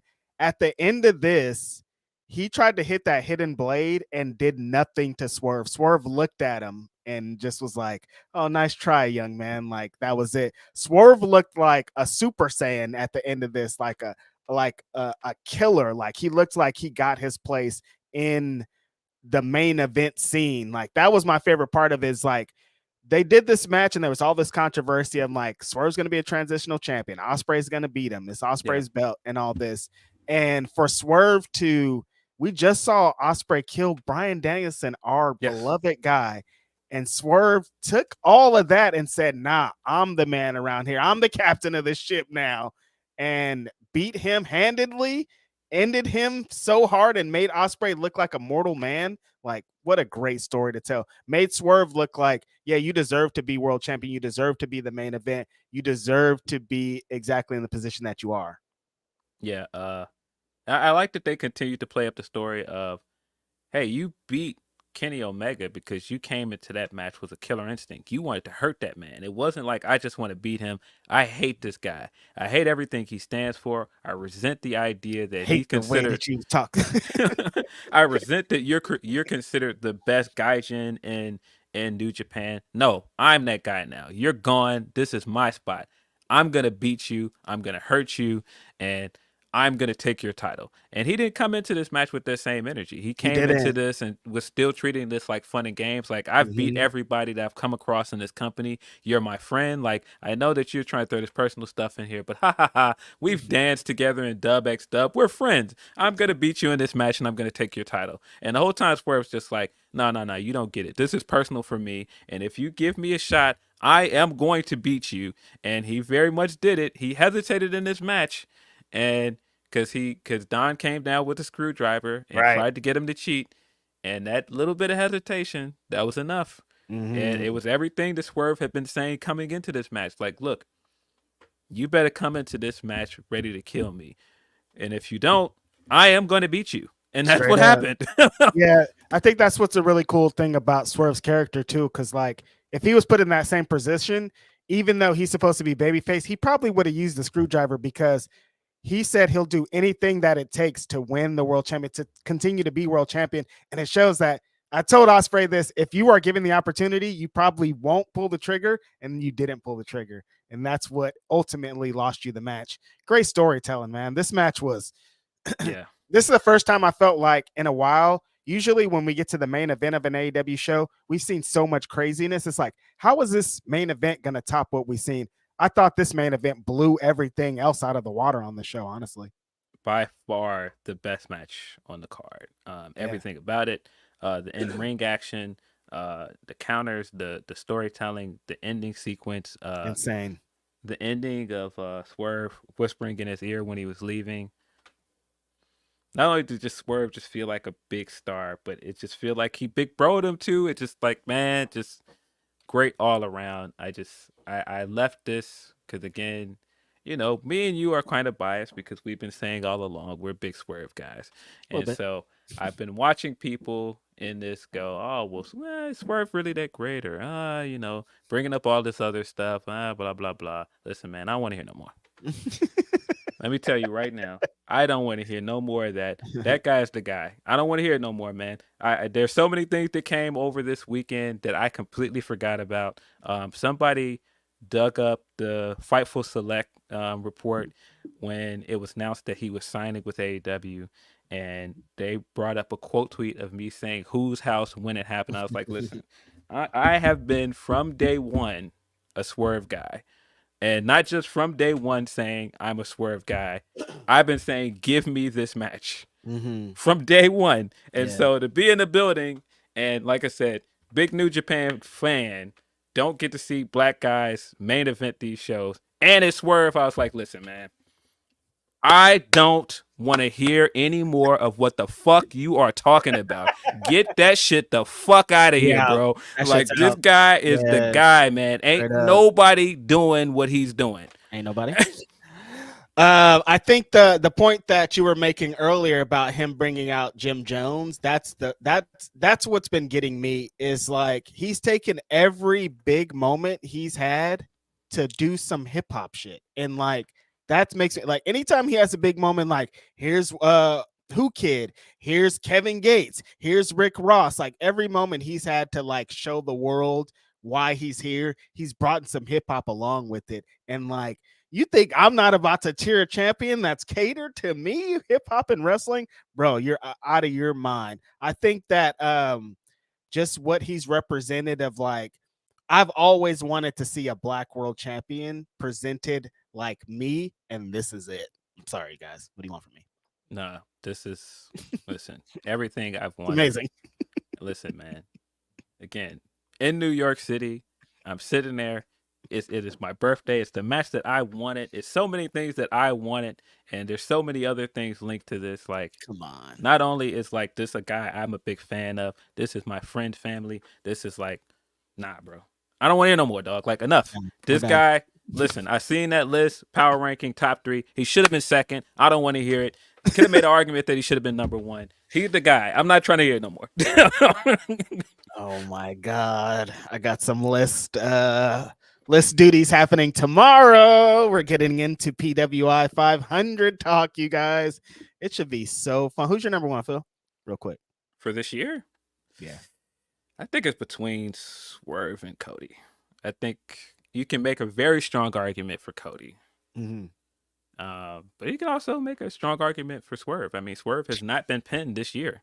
It's about to be a fight, brother. And I think that's probably my 2 biggest ones. I put Ospreay in there too. Yeah, and Brian. Ospreay, I got a couple up there. Yeah. But yeah, what a way to end the night. What a great show. Amazing. You could argue that some of the stuff coming into the main event didn't hit, but this main event absolutely delivered. I feel like it made up for some of the other misses on this show. Not the Man. learning tree. The learning tree thing was great. But yeah, what a fun night of wrestling. So good. I'm so jealous and sad that you got to see that main event and feel those emotions. And like, there was moments where you guys in the crowd were like locked in. Like, I felt like for most of the show, it was great. Like, you know, they were there in New York. You're always going to get a good crowd. But that you guys during the main event was like, oh, this is a crowd. They kept their energy till the end, and it helped the match. It enhanced the match. Yeah. Listen, man. I've already said what I feel, man. I don't want to hear no more though. And I know some people might feel away, but I said when he won the championship, listen, I don't care. Don't care. I don't care. And some of this is I'm biased. I'm sure some people like, man, you riding very hard for this guy. I am. We're here. I don't It's want been a long time. I don't want to hear no more. There's no more excuses you can make. I saw people doing the whole, oh, well, you know, he's not featured on the show enough. Guys, he's the only champion that has been featured heavily on Dynamite and Collision. He wrestles more than most people on the entire roster. I don't want to hear no more. Stop it. People don't understand how present this guy is and has been since joining the company. Like, you like, why isn't he? I'm like, dude, he's always on the show. He's at like almost every taping. Like, he's one of the most active champions that they've had. It's crazy, bro. And going in the shows, and I'm still amazed going to shows how over this guy is. It's crazy. Somebody pointed it out to me, but at one point last year when you used to go to AEW shows, and it was just that dead air before the show started, you have all of those mix of chants going in. Like sometimes you hear like people doing the yeah. There was a couple of them. There's a lot of LA Knight. Yes. Yeah. But now when you walk in the building from the beginning, you hear Who's House, it's crazy. Swerve's House. Yeah. From the beginning. You see his signs coming in the door. You see a lot of his shirts. Yep. This guy is over. That's a great point, Phil, man. That's a narrative. Like, I remember going to some shows and they were doing yeah and woos, and I'm like, I don't really think that's what you want to start the show with. Like, you want to feel like the fans are there to see your people, the people that you present, the people that have sayings in your company. So why are they doing this? And yeah, when I went to Double or Nothing, the last couple of AEW shows I went to, at Double or Nothing, I watched a whole bunch of people walk in and I saw so many Who's House shirts. I was like, yo, this is kind of different. And then when you get in there, it's a bunch of Who's House, Swerve's House to start the show. And it's like, okay, they've changed this narrative, a good narrative that needed to be changed, because you don't want to be hearing, yeah, to start your show. Like, that fool don't work here. Yeah, I mean, you still hear random things to start the show, but like unanimously now, you hear a lot more Swerve chants to start the show. I mean, even before we got to the main event, there were people that were hyping up for that match, and that were and that were starting the Swerve House chants even way before it. Like, so by the time Jim comes out and leads the Swerve House chant, it's over here. It's over, man. We've been ready to pop off since the beginning of the show, and man, for Jim to come out there and start that, just crazy. Man. And then he celebrated with Jim at the end. I'm like, this is crazy. This is it. Dame Dash was in the building as well. I saw him walking around from my seat. I was like, what's Dame doing here? Saw a bunch of people shouting out Dame online. I'm like, oh, Dame's at an AEW show, just like kicking it. Yeah. Interesting. Yeah, wrestling is weird, man. What a fun night of wrestling, man. That was a really great night. I mean, I don't want to say that was a one-match show, but there was a lot of a lot of people in the crowd that were they were like, we're coming for the main event. Everything else is a cherry on top. And I don't know if that's a bad thing. Like, we should put extra emphasis on the world championship. Like, every world title match should feel like that. Like, damn, this is the biggest match on the show. This is the best match on the show. That's kind of what sports and entertainment have been based off, you know? Yeah. And we got a very strong episode of Dynamite. I feel like they've officially killed this narrative that they don't know how to do the episode after Dynamite, because they've done so many good ones after pay-per-views now. Yeah. They're on a streak. Yeah, this was a very, very good episode of Dynamite in the city of Chicago. You had a lot of things going for it. You had the Owen Heart tournament matches ready. I think that made this show better. Opening with the Bryan Pac match, which was fantastic. Them brothers was fighting.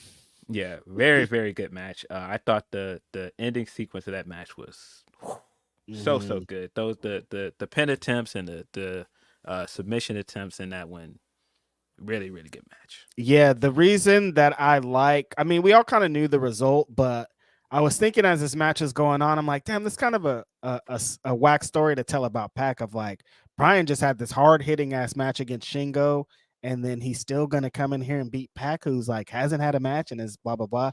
But like, I think the story that Pac was coming into this of like every big moment that I've had, I haven't gotten the win. I'm needed to change. I need this killer instinct, and showing that he still hasn't gotten there is part of the story.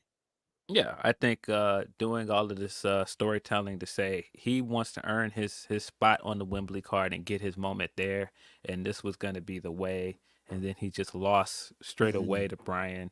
I like it, but you've got to pay this off well. You got to give him something at Wembley. He's got to be on that card. Yeah. So hopefully they get something. I'm crossing my fingers that it's going to be the Ricochet match.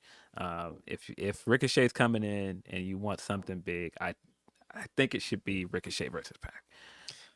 Who do we determine with Ospreay? Oh, Max. Okay, probably gonna be Max, Yeah, based on okay. some things we saw later in the night.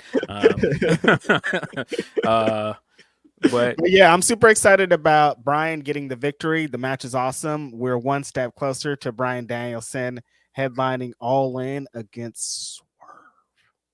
Yeah, Phil. Getting close there again. This is the other thing about that match.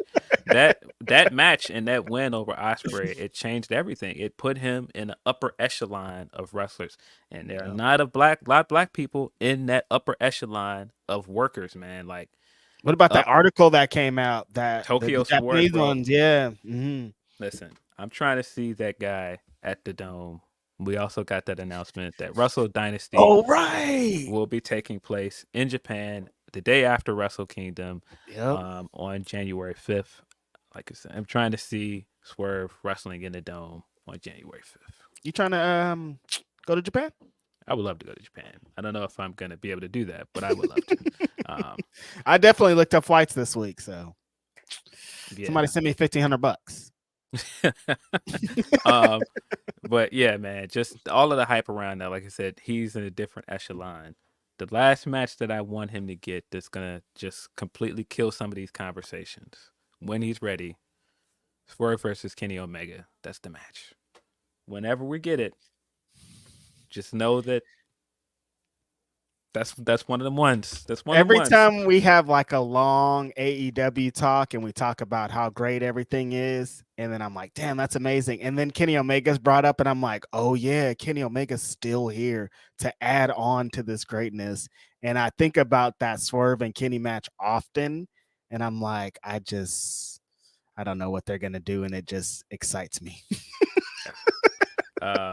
Very excited about the potential of that happening. Insane stuff, man. Yeah, but shout out to Swerve. I think he's like what a championship reign is supposed to do for the champion and elevate a person. I think he's elevated past, like, if he lost the belt today, he would, I think the goal of what he was as champion has been achieved, you know? Yeah.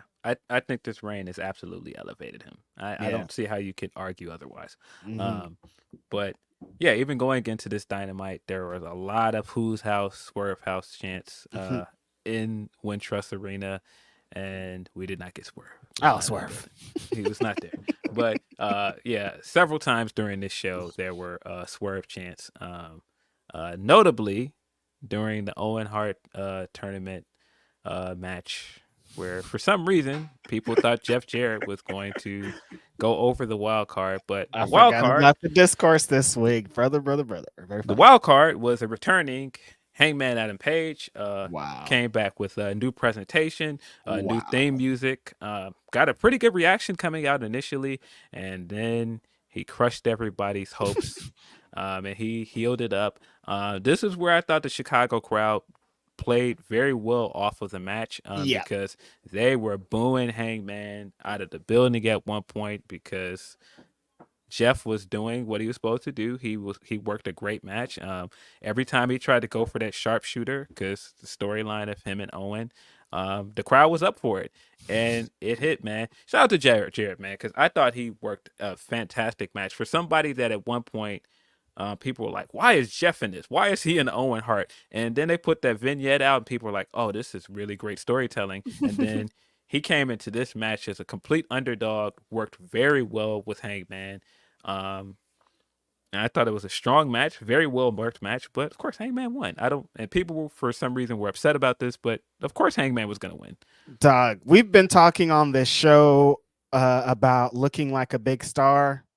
Talk about looking like a big star. When Hangman Page was at the top of the ramp and the lights were low and his lower third came in, I was like, oh my God, Hangman Page is one of the biggest stars in this company. The new song, the new Tron video, like I felt like, oh wow, he's really being presented like he should have always been presented. Initially, the Chicago crowd's like, oh, Hangman Page back. We're excited about this. But I love him immediately having the face of, I'm not here for your bullshit. I'm not here to play games. I'm here to win the Owen Hart tournament. And I'm going to have to beat up Jeff Jarrett to do it. The story of people being like, why is Jeff Jarrett into this? Transitioned into Jeff Jarrett should win or at least get to the finals of Wembley was one of the funniest stories of the week. They don't understand how much that played into making Hangman Page and how much that played into the progression of this story. People being like, well, why would they even show the video if Jeff Jarrett didn't win? I'm like, yeah, this reaction right now is why they showed it. I think you're telling us why they showed it. Yeah. But I love the finish of this of Hangman hitting the buckshot, but still beating up Jarrett afterwards. Yeah, I thought all of that was great because you're supposed to not like Hangman here. That's the point. And so I see people say, well, why did you need to do this? And I was just like, I'm so confused. Maybe I missed something. Maybe I'm one of the people that has been watching this company from day one and recognizing that Hangman is one of the most beloved baby faces in the history of this company. And you were going to have to do some pretty drastic things to get this guy booed. And so they didn't boo him when he came out. They had to do something. You know what I mean? I understood all of this. I was very confused getting online later this night and seeing people that have been watching wrestling longer than I have that are like, and they didn't get it. I was so confused. I was like, wait a minute, guys. Like, y'all can't be really mad at this, right? Did y'all really get worked? Like, and Phil, the funniest part is it's Jeff Jarrett, dude. This guy, notorious worker. Like, what do you mean? Notorious worker, notorious carny. Jeff Jarrett. I was so confused by this. I was like, you guys are really mad at this? And I'm pretty sure that Double J was all in. He loves shit like this. We've been watching him do this for 35 years at this point, you guys. Get us to a point and then take it away. And Jeff Jarrett was never going to win this tournament. I'm sorry, you guys. They just added that extra element. But now he has all this extra story and heat off a tournament he wasn't supposed to win. It was so wild because, again, we have this discourse every other week of AEW doesn't tell stories. They created a perfect story for the reason why Jeff Jarrett was in this tournament. And then they tied that back into the Hangman and Elite stuff, and they followed up on it. And people were like, oh, this is bad booking. How?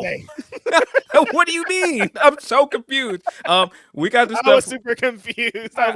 And that's the funniest part. You said people that have been watching wrestling long. Yes, people that have been watching wrestling for like 35 years are like, how could they ever do this? Why would they show the video? I'm like, dude, you are getting worked. Are you not hearing this? What's going on, dog? I mean, it's great though. I love it. I'm like, I want to be worked all the time. I think that adds on to it. It's just so funny.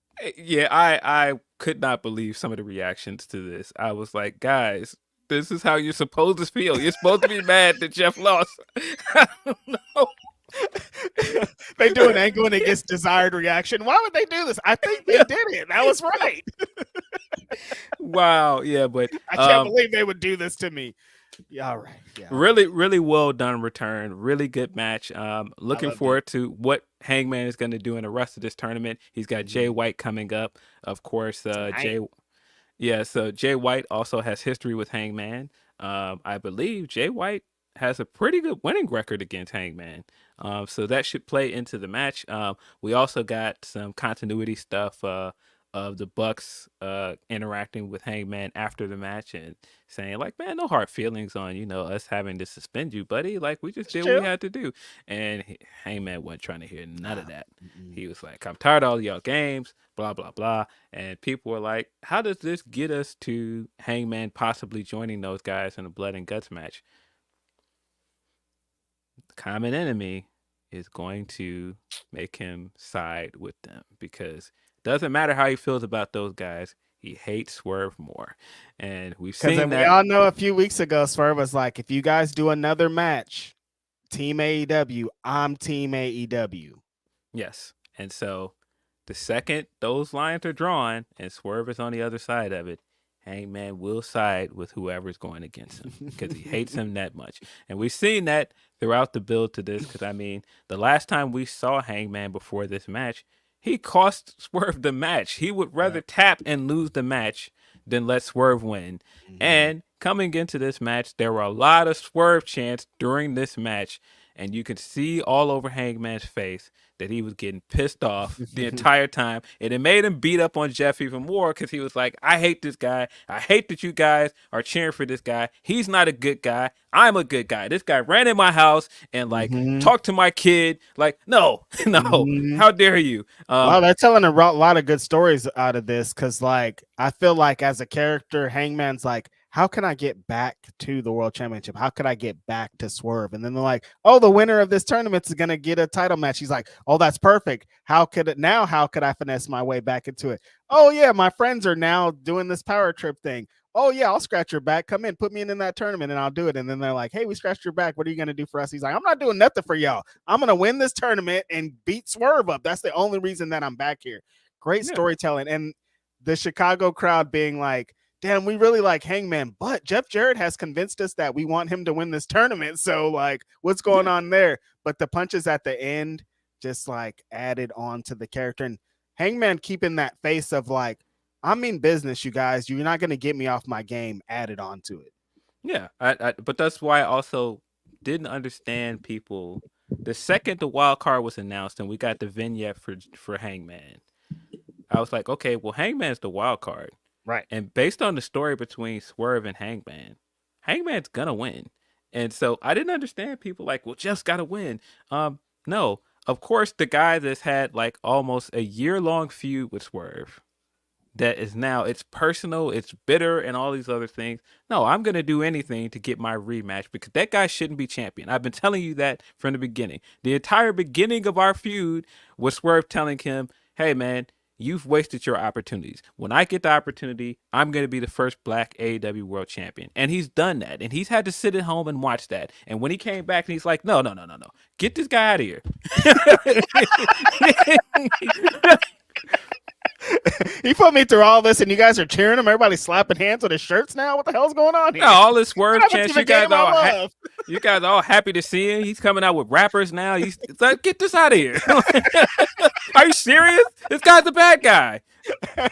And everybody's like, nah, we love Swerve, Hangman. I'm sorry, bro. I ain't trying to hear it. It very feels like Hangman is Frank Rhymes. He's like, how do you guys like this guy? Shout out to Hangman. I love the story that they're telling. Yeah, tonight he's facing Jay White, which is going to be an incredible main event. I'm sure they're going to give him time. But it's looking like it's going to lead to Hangman and Bryan Danielson. I mean, I can't see Jay White beating Hangman. How much sense would that make? But how many crazy ones have we seen with Bryan and Hangman?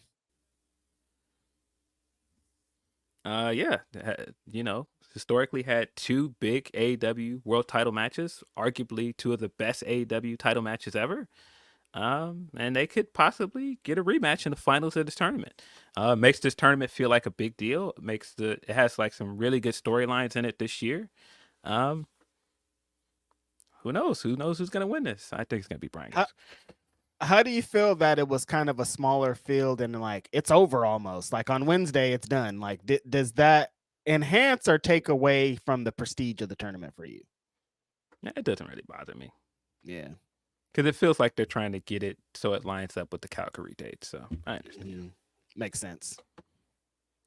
Yeah. But yeah, strong match, strong return. We got more of the Britt return on this show as well. Really, really hot segment. The crowd was very much into this segment. Britt came out and did her I'm back speech. She got into some injury news. She got into what she was going through while she was away. Surprisingly inspirational. It went a little long for me. Just her part of it went a little long, but I got it established where she's at and established where she's been. And it further got the crowd behind her for the stuff later in the segment. But it took a long time to get going. Britt Baker is female Maxwell Jacob Friedman. Saying it on record. That return that she did at the pay-per-view was uncalled for. Like, we could have just saw this at the show on Wednesday. Why are you doing this? And then she comes back and does a 20-minute promo. Britt, Yeah. I think you're great at promos, but this specific promo off your comeback, like, I don't know, that it's kind of become a trend with AEW. Like, I've been out for a while. I have to tell you guys why I've been out. Like, no, you not really. I don't think so. Like, yeah, I think there were parts of this that would have worked better as a video package of her talking about her time away. Exactly. It felt like that Serena D promo from a few months ago, where she was like, I had all these seizures, and the crowd was like, what? You know what I mean? It's like, I don't like a live crowd don't want to hear an inspirational type promo, especially when you're not known for that. Britt don't be doing inspirational, but why are you out here talking about that? Like, you be calling people bitches, you be blah, blah, blah. But they did get to the shits when I like what they did. Because it felt like at the pay-per-view, Britt interrupted Mercedes celebration. So Mercedes comes down. They start putting the celebration while Britt's in the ring. The Young Bucks are attached to it. They're putting balloons in, setting up all these decorations while Britt's in the ring talking. And Mercedes just comes down. Who do you think got the better of this little back and forth? Because online has been very funny. I'm like, because people really like this stand in line, and Britt's like, what line? And it's like, all right, but like, yeah, I think she the like I said, it took a minute to get this segment going, but the crowd was very much into it. Once she got into the I've been here since day one stuff, and you know how an AEW crowd is with their homegrowns and their day one guys, and so she got the crowd over with that. But when they started pouring those balloons in there on the floor and putting the balloons in the corner, and they put the big Mercedes picture up there, I was dying laughing. I was dead. I almost felt like I was like, it's not enough balloons. Pour some more balloons in there. I want them to do the ones that come down from the top, like drop it on them. Let's drop some confetti. Like, oh man. And so then we got the video of Mercedes outside talking to the Bucks, and they were like, we acknowledge you as our CEO. There's only one CEO of this company. That's Mercedes. And that just made all the sense in the world. If you're going to make Mercedes a heel and the Bucks are already healed and she's already doing this bit as CEO, it just makes sense. And again, you could see all over Mercedes' face when she got out the car. She has been ready to be a heel. She has been ready to call all of you bums broke. She has been ready. And so she came out all confidence and Britt thought she got some off on her. Like, yeah, you know, I wrestled at the first All In. I'm challenging you at All In. I've wrestled at the first All In. I was at All In London last year when you were in the crowd with a broke leg. And she said, haha, Britt, I've never broke. And I was like, oh,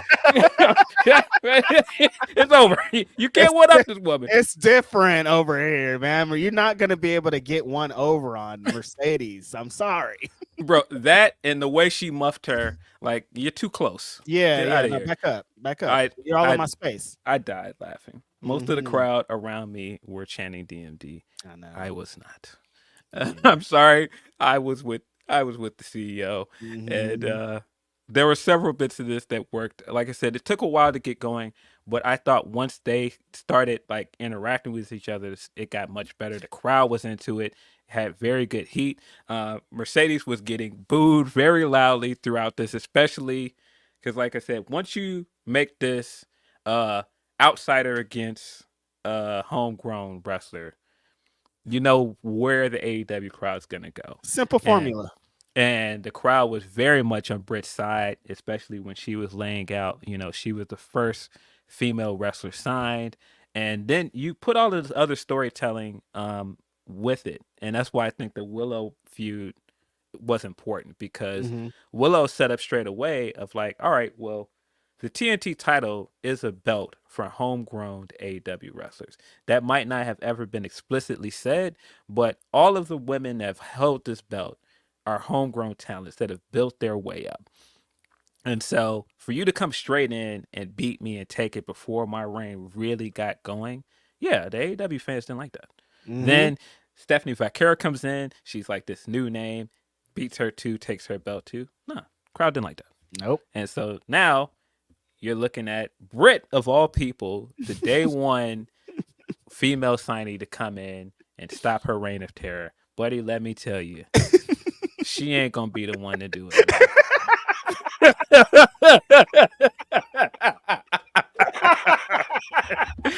Let me tell you, it is not gonna happen, buddy. I know you guys want it, and I know you guys are cheering, but But that's what makes all of this so good. And Mercedes was not having it. I thought her telling her to get back to the line, and of course hitting her with the "what line, bitch," which is a reference to the Sasha and Nia promo. I Mhm. thought that was a good touch. I thought Mercedes laughed in her face when she said that immediately, like, oh, "Good, you're a fan."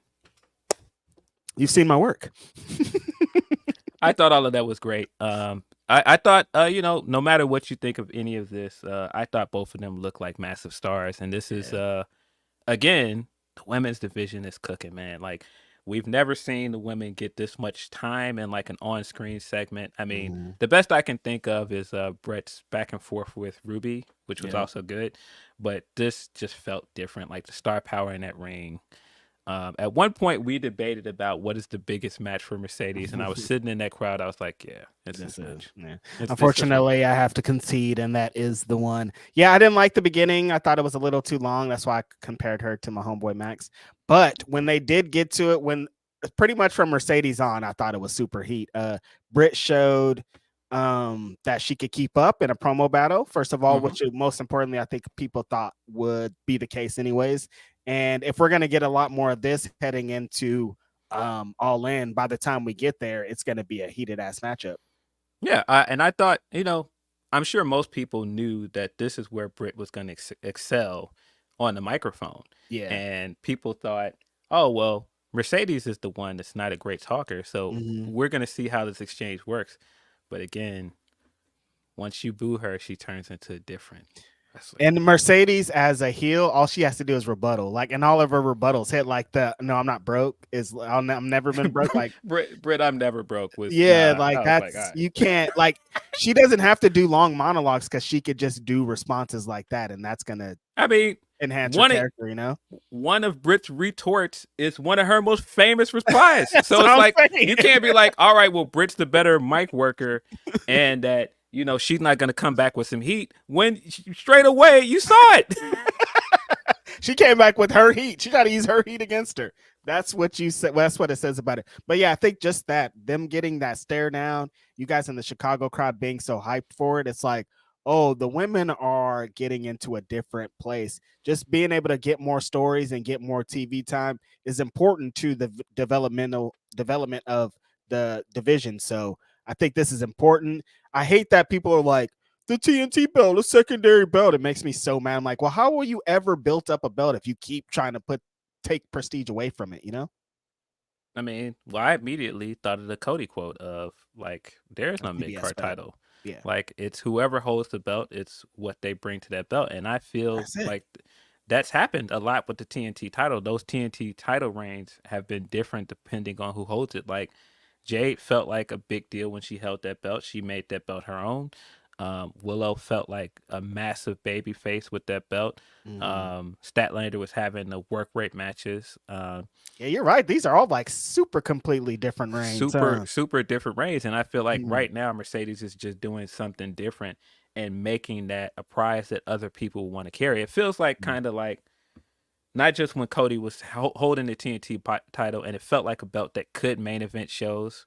And then when Darby had it for a minute, he felt like a main eventer and all these other things. That's why I'm like, why would you immediately go, oh, it's a secondary belt? That feels like a complaint for people that don't watch the show and aren't watching the history of those two titles. And it's Mercedes. Mercedes don't carry no secondary belt. If Mercedes got it, it's a big belt. Yeah. But yeah, I thought this was very good. Very good segment. Very good way to continue to hype up All In. It is wild to think about that All In is next month. Coming up very fast. Quick. Yeah, I'm saying, bro, these things come up hella fast. Blood and Guts is in a few weeks already. It's like back to back stuff though.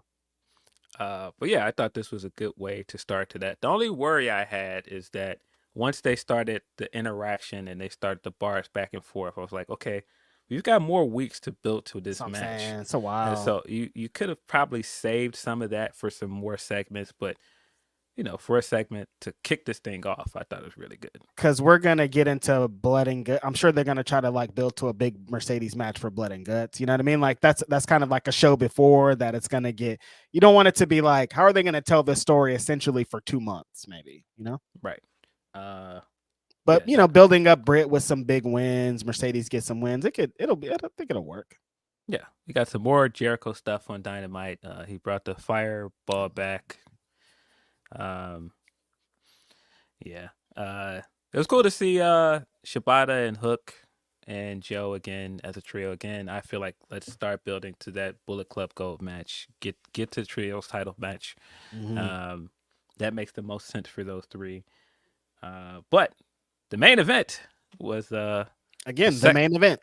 The second big story coming out of this week, Ospreay versus Garcia felt like a huge deal. Garcia had this big build coming into this of wanting to go the distance with Ospreay, and I thought he did. He had a really great match. He worked really well. He did the character stuff that he does well. When Ospreay did like the Kawada kicks, and he put his head down for Garcia to do the Kawada kicks back, and he started doing the dance on Ospreay's head. I was thinking, you're about to pay for this, Dan Garcia. I think you're gonna pay for this, and then Ospreay hits him with the hard ass chop to be like, dude, get serious into this. I thought all of that stuff was great. That crowd loved both of these guys. Oh, I was actually gonna ask you, did you watch the main event of Forbidden Door back with Ospreay and Swerve? I've watched some of it. I haven't watched the whole thing back. At one point, because you were there live, at one point during the match, they just shoot to Daniel Garcia, like in the crowd, and it's like so random. Like the match is just happening. Ospreay and Swerve are cooking, and they just shoot to Daniel Garcia in the crowd, like Sting, and it's like, well, why are you guys doing that? Like it didn't make any sense at all. And then they shoot to Max too, so it was like a super weird thing. I guess they were trying to add on to the story of this match, but it was so weird. I didn't see that. But shout out to Dan Garcia. I thought this match was awesome. Yeah, I thought this made Dan look like a up and comer. He's continued to look like that since the Continental Classic, and he looks incredible. I feel like sometimes in the build to this match, there's a lot of tell and not enough show, and in this match he showed he belonged. He was great. Ospreay, of course, is great because Ospreay's Ospreay at this point. He don't have bad matches. But we got the Max stuff in this match because Max was in Dan's corner. At one point, he tried to give him the Dynamite Diamond ring to help him win the match, and he turned him down, and he proceeded to lose. That was the thing that kind of cost him the match, which mirrored, oddly enough, what cost Ospreay the match at the pay-per-view. I thought that was a nice touch. That was a good touch. So afterwards, Ospreay consoled Garcia in the corner, and then he left.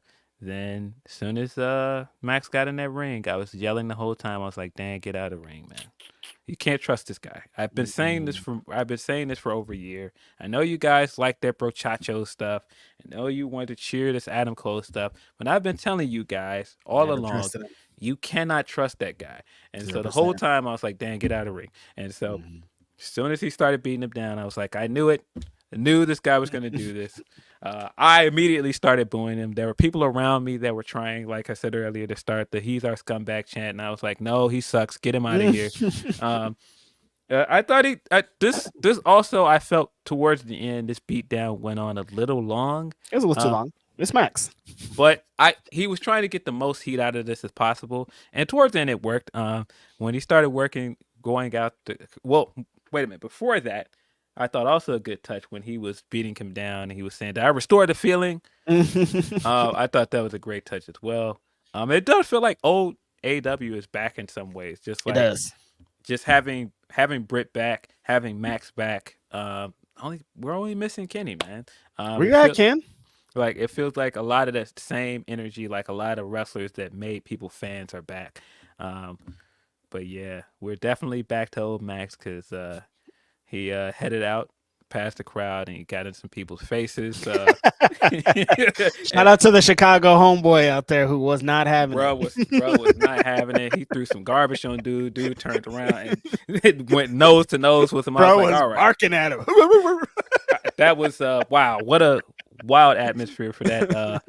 I should say immediately, don't touch the wrestlers, guys. Don't do that. I Don't. can't That's believe it. sometimes you have to say this, but don't Yeah. touch the wrestlers, guys, because you didn't get what you're asking for when you get your ass kicked. Yeah. Like, don't touch the wrestlers. Because wrestlers take, if you touch me, that you're threatening me and I can fight you, and they will fight you Yes. every Yes. time. Do not hop over that barricade. Do not try to become part of the show. Don't get in there. Stay on that side of the barricade. You are a fan.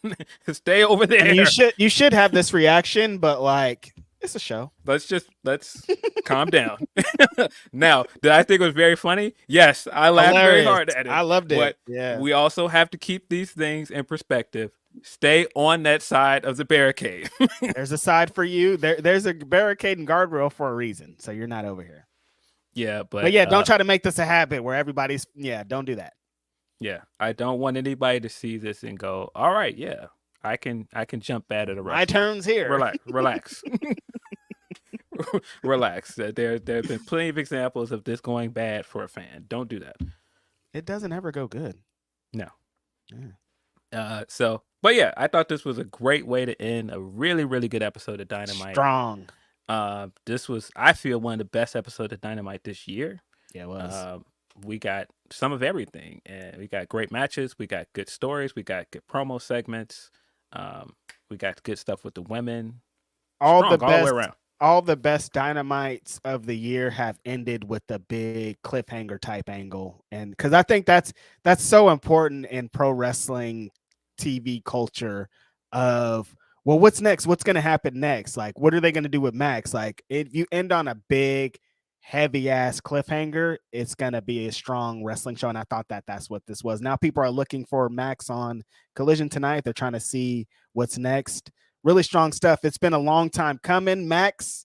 Phil and I have never believed you that you are a babyface. You should be heel. Always been. When you came back and did that promo, like, I'm not going to blah, blah, blah. I was waiting for the shits, and you finally got to the shit. So I'm excited. Yeah, he kind of warned us in his promo at Double or Nothing that it was no more fun and games. He was back to the old Max. He ain't nobody's friend. He's nobody's friend. So he pretty much played this up from the beginning. He warned people this was coming. Honestly, it's kind of Dan Garcia's fault. He said, I'm not going to be anyone's friend. And then Daniel Garcia thought he was his friend. What happened? I knew immediately. You can't trust this guy. But I thought that was a good way to play up some of the stuff with him and Garcia from last year. Definitely. Gave Garcia the title match when he was champion. They did that freshman cover thing. And so that was a good way to play up all of that and continue to push that Dan is going to be the future of this company. I have to assume at some point we're probably going to get Garcia versus Jack. Could be the all-in match. Maybe. I don't know. But now, Phil, I was very confused after Dynamite. A hell of people were like, oh, well, Dan Garcia's leaving AEW. And I'm like, wait, what happened? This fool went off in an ambulance, and then people got the idea that he's now leaving AEW. I'm like, wait, what?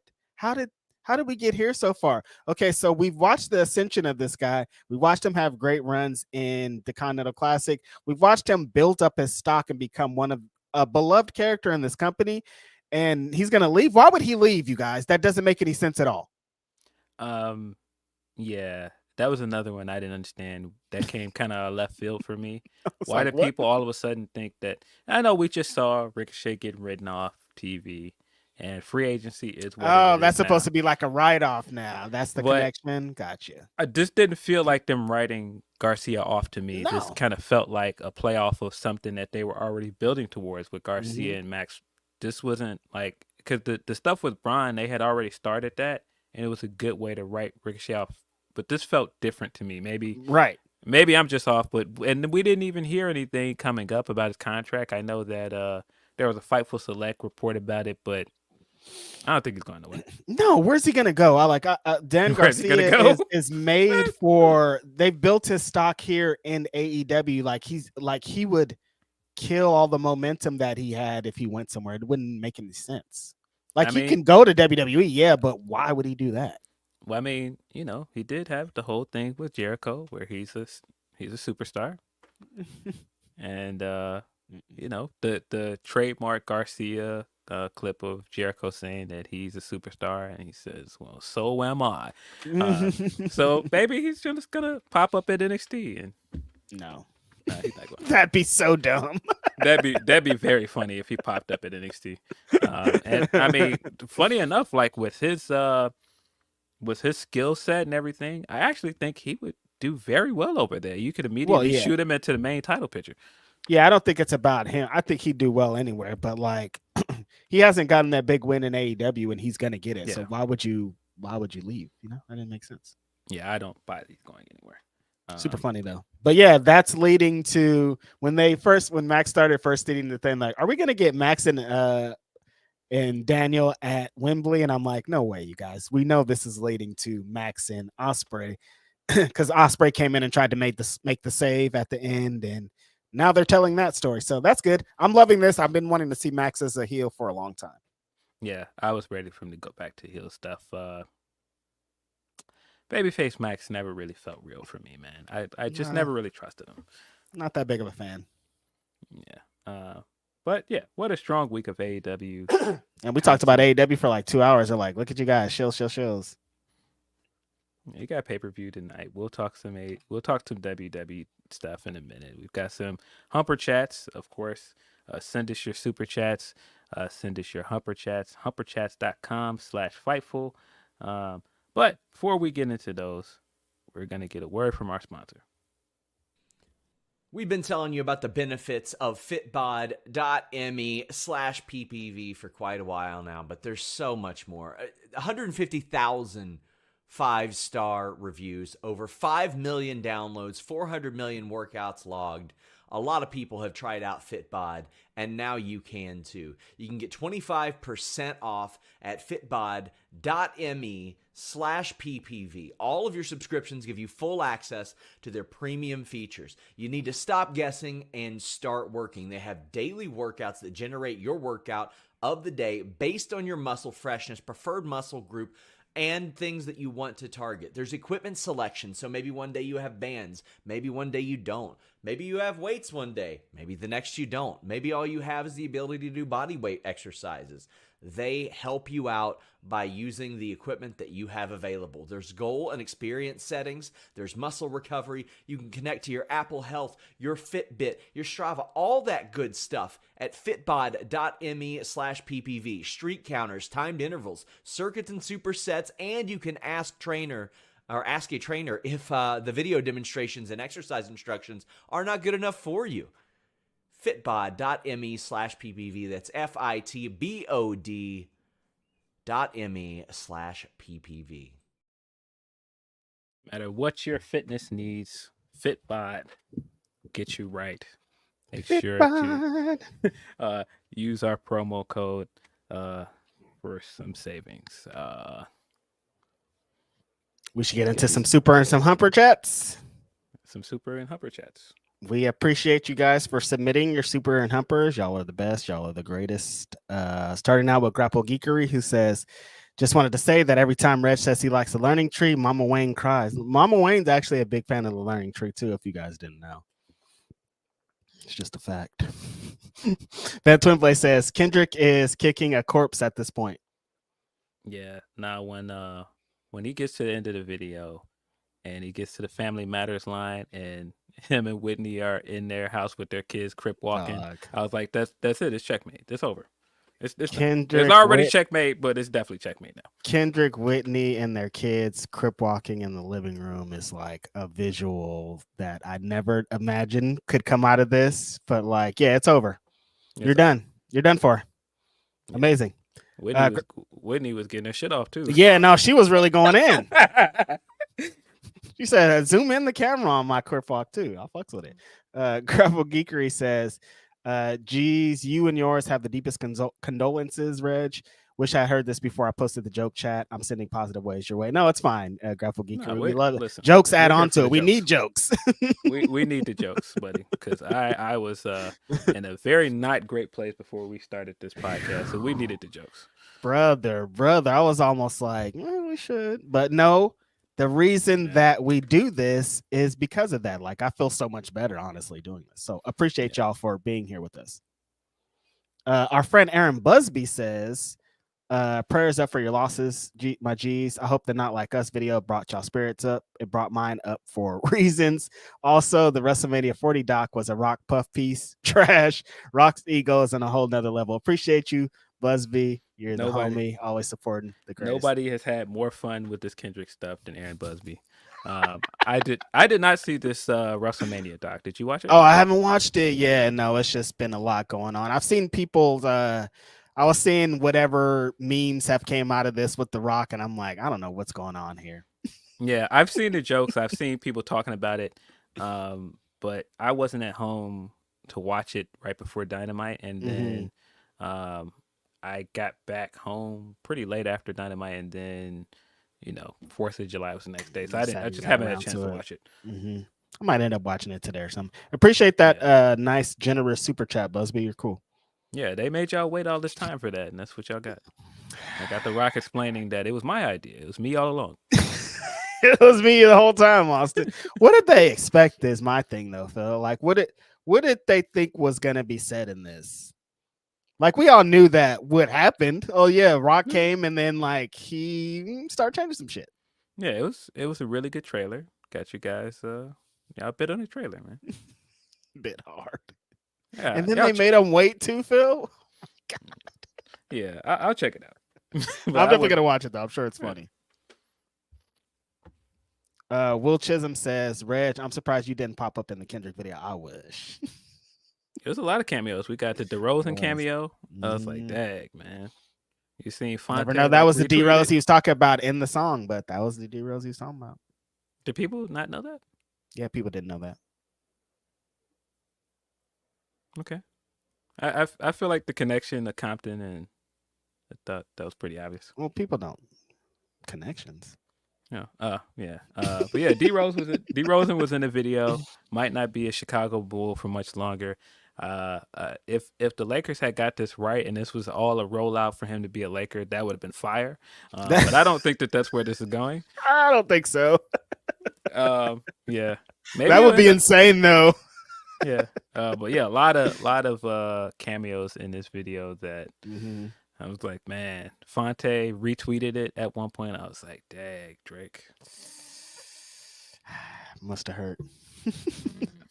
The homie Eloquent says, peace, y'all. Been fighting Eminem stands in my mentions all morning. Why? Thank God for Grapsody. My condolences for your loss, Rachel. Appreciate you, Eloquent. I haven't heard the new song. Have you heard it? No, I have not. What has happened off of the backs of this beef for some reason, Phil, or people are like, well, Kendrick couldn't do that versus Eminem for some reason. Like, what would happen if Eminem battled Kendrick? And so Eloquent this morning, which I agreed with, was like, well, who has Eminem really beat in a battle? And then he went down the list, and the list was super trash. It was like Benzino, MGK, Mariah Carey, the Backstreet Boys. And it's like, you guys keep talking about Eminem's war ready, Eminem's all this, but who has he went to war with that was fighting back for real. Benzino been trying to fight back for like 10 years. Benzino only had the source. That's the only reason anybody cared. Other than that, we're like, Benzino, shut your ass up. But I fear for you, Eloquent. Some of those battles, I'm like, I'm not.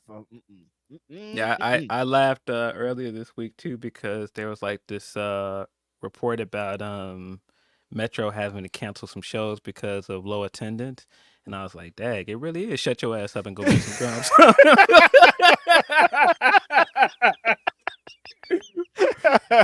Guess I'll go make some drums then. Nobody wants to see me in the show. Oh man, shut up to Metro. Also, that this week we got the homie Rick Ross got into a little bit of trouble out there in Canada. You saw that video? I didn't see the video of the jumping, but I saw a little bit of his video talking about it. And I'm just like, it's the same thing I've been saying. Like, man, I just don't want this to turn into some dumb shit. That's like, it. Yeah. Now all of a sudden you gotta have clearance to come to LA. You gotta have clearance to Toronto. I don't want it to turn into that. And that's exactly what it is. And it's like, it's not going to be Drake or Kendrick or those people doing it. It's going to be the dumbass people that think they're riding for Drake that are going to do That's how it something always dumb, happens. You know? Yeah. Like those guys think they were riding for OVO, even though they're just some, who knows what they were, but they think that they're doing something for somebody. Listen, again, it's dead for that, bro. The guy was in there beating the owl poncho. He had the owl in the cage. Listen, man, it's over. It's over, man. That's crazy. And the connection of LA culture and piñatas and stuff like that, like it's pretty layered, multi-layered. It's over with, dog. Grapple Geekery says, damn, the same to you and yours, Phil. My condolences. Yeah, it's thank you. Niggas is tired, ain't we, Phil? Yeah, niggas are tired. Whew. Deontay Soignier says, Tam, Mina, DMD, love wrestling, all love to y'all. Yeah, man. I know that Deontay was happy to see Tam as a fellow Tam Nakano fan. Big representation for the homie Deontay at Forbidden Door this year. Yeah, Mina pulled up and had a great match, and then DMD showed up as well. So sure, he was happy. Good time, good stuff. Women again cooking. Van Twinblade says, Phil, you got to check out this week's tasting history with Max Miller. It's about Chicago deep dish. And if Mac's sources are right, modern deep dish exists because a black woman changed the dough to a more biscuit-like dough. A black woman created deep dish pizza? What haven't they created at this point? Listen, man, it's Chicago. A lot of things are linked back to black people. That's true. Yeah, listen, a black man discovered the city. That's true. That's true. I didn't know that till you took me to that to the homie statue. Yeah. I was like, that's hard. Will Chisholm also says Roman saw Solo's promo and was like, why you say something for me? Oh. Yeah, I thought that was a good promo. They ended SmackDown last night with the Solo promo. I thought the presentation of it and everything was cool, of them in that dark room and him once again explaining what the lays mean and saying, I'm the tribal chief now, and if Roman don't like that, then he can do something about it. And then afterwards, you get that visual of Jacob putting the lay over Solo. I thought that was dope. Hard, yeah. Dex Baxter says, Phil, I have to ask a question. What did you think of Tsuji? He seemed like the least impressive guy in the trios match by a mile. Teton was showing him up. I think that was Teton's wheelhouse, like the big flippy. It was luchador Max. That's his. Yeah, I think Tsuji's incredible. I think he's a big star in the making. I think he's a great wrestler, but that wasn't really the avenue to see what he does best. I liked it. I thought his presence was good though. Like he looked like a big star. Like he looked like he was out there, but he was just kind of mixed up in a match that's not really his wheelhouse, like you were saying. Yeah. Teton was just like, we about to have a good time out here. Like, let's fly. He looked around, bro. I saw it when he came out. He had the mask on top of his mask like Bushi does, and he ripped that mask off and he was like, let's get to it. Like, yeah, it's time, bro. Like, y'all trying to have fun? Yes or no? Yeah. And also Hiromu too, because that's kind of like their style of like matches against like junior heavyweights or cruiserweights. Right. So they were gonna look better in that atmosphere than a bigger guy like Tsuji. Exactly. That's why when they did the initial announcement and Hiromu was like, Mystico, oh my god, like it's for a reason. They have like these connections and stuff. Hiromu was great in that match as well. When he did the sunset power bomb to the outside, he jumped right in the camera. Was like, "Bye bye, Mystico, bye bye." Hella fun. It was great to see him there. Josh Jones says, didn't love Forbidden Door, but who brother Swerve versus Osprey. Instant classic, in my opinion. Yeah. Kamal Stevens says, I hear you, Phil, but I think those CM Punk chants have killed now. Also, I think the Elite story is going to pick up. Yeah, I think it was just certain things that I'm kind of like, why are we still doing that chant now? That's like, it. Just stop. Like it's done. I would never go to a wrestling show and chant for somebody at a different wrestling company. That's it. I have no interest in doing that. I felt the same way even when he was suspended and we had that infamous trios match in Chicago and people were doing the fuck the Elite chants. I'm like, I don't have no interest in doing that. Yeah. Coy Stalling says, I'm sorry about y'all's losses. I'm right here with y'all sending good vibes. My fiance's mom died yesterday at 62. Sorry for your loss. That's tough. Sending love out to you too, Coy. It's just, got to keep pushing you guys. Yeah. Speaking of sending love to Kevin Owens as well. Oh, yeah. His mother being sick last night at SmackDown. Hope all is going well there. Yeah, love out to Kevin Owens. You guys know how such a big fan I am of that guy and his work. So love out to his family, and I hope that being around wrestling is helping him at this time. Like he got into it in the promo of like, we're here doing it right now, of like just kind of escaping to the thing that's always kind of been there for us. Helps so much, man. Yeah. Dream Ninja 77 says, people forget how much Mercedes loved playing heel. They forget she made a little girl cry. She reminding people she's one of the best wrestlers alive. Yeah, now that little girl is like the Mission Pro champion and stuff, but like insane. It's so crazy when I'm like, Izzy. Insane.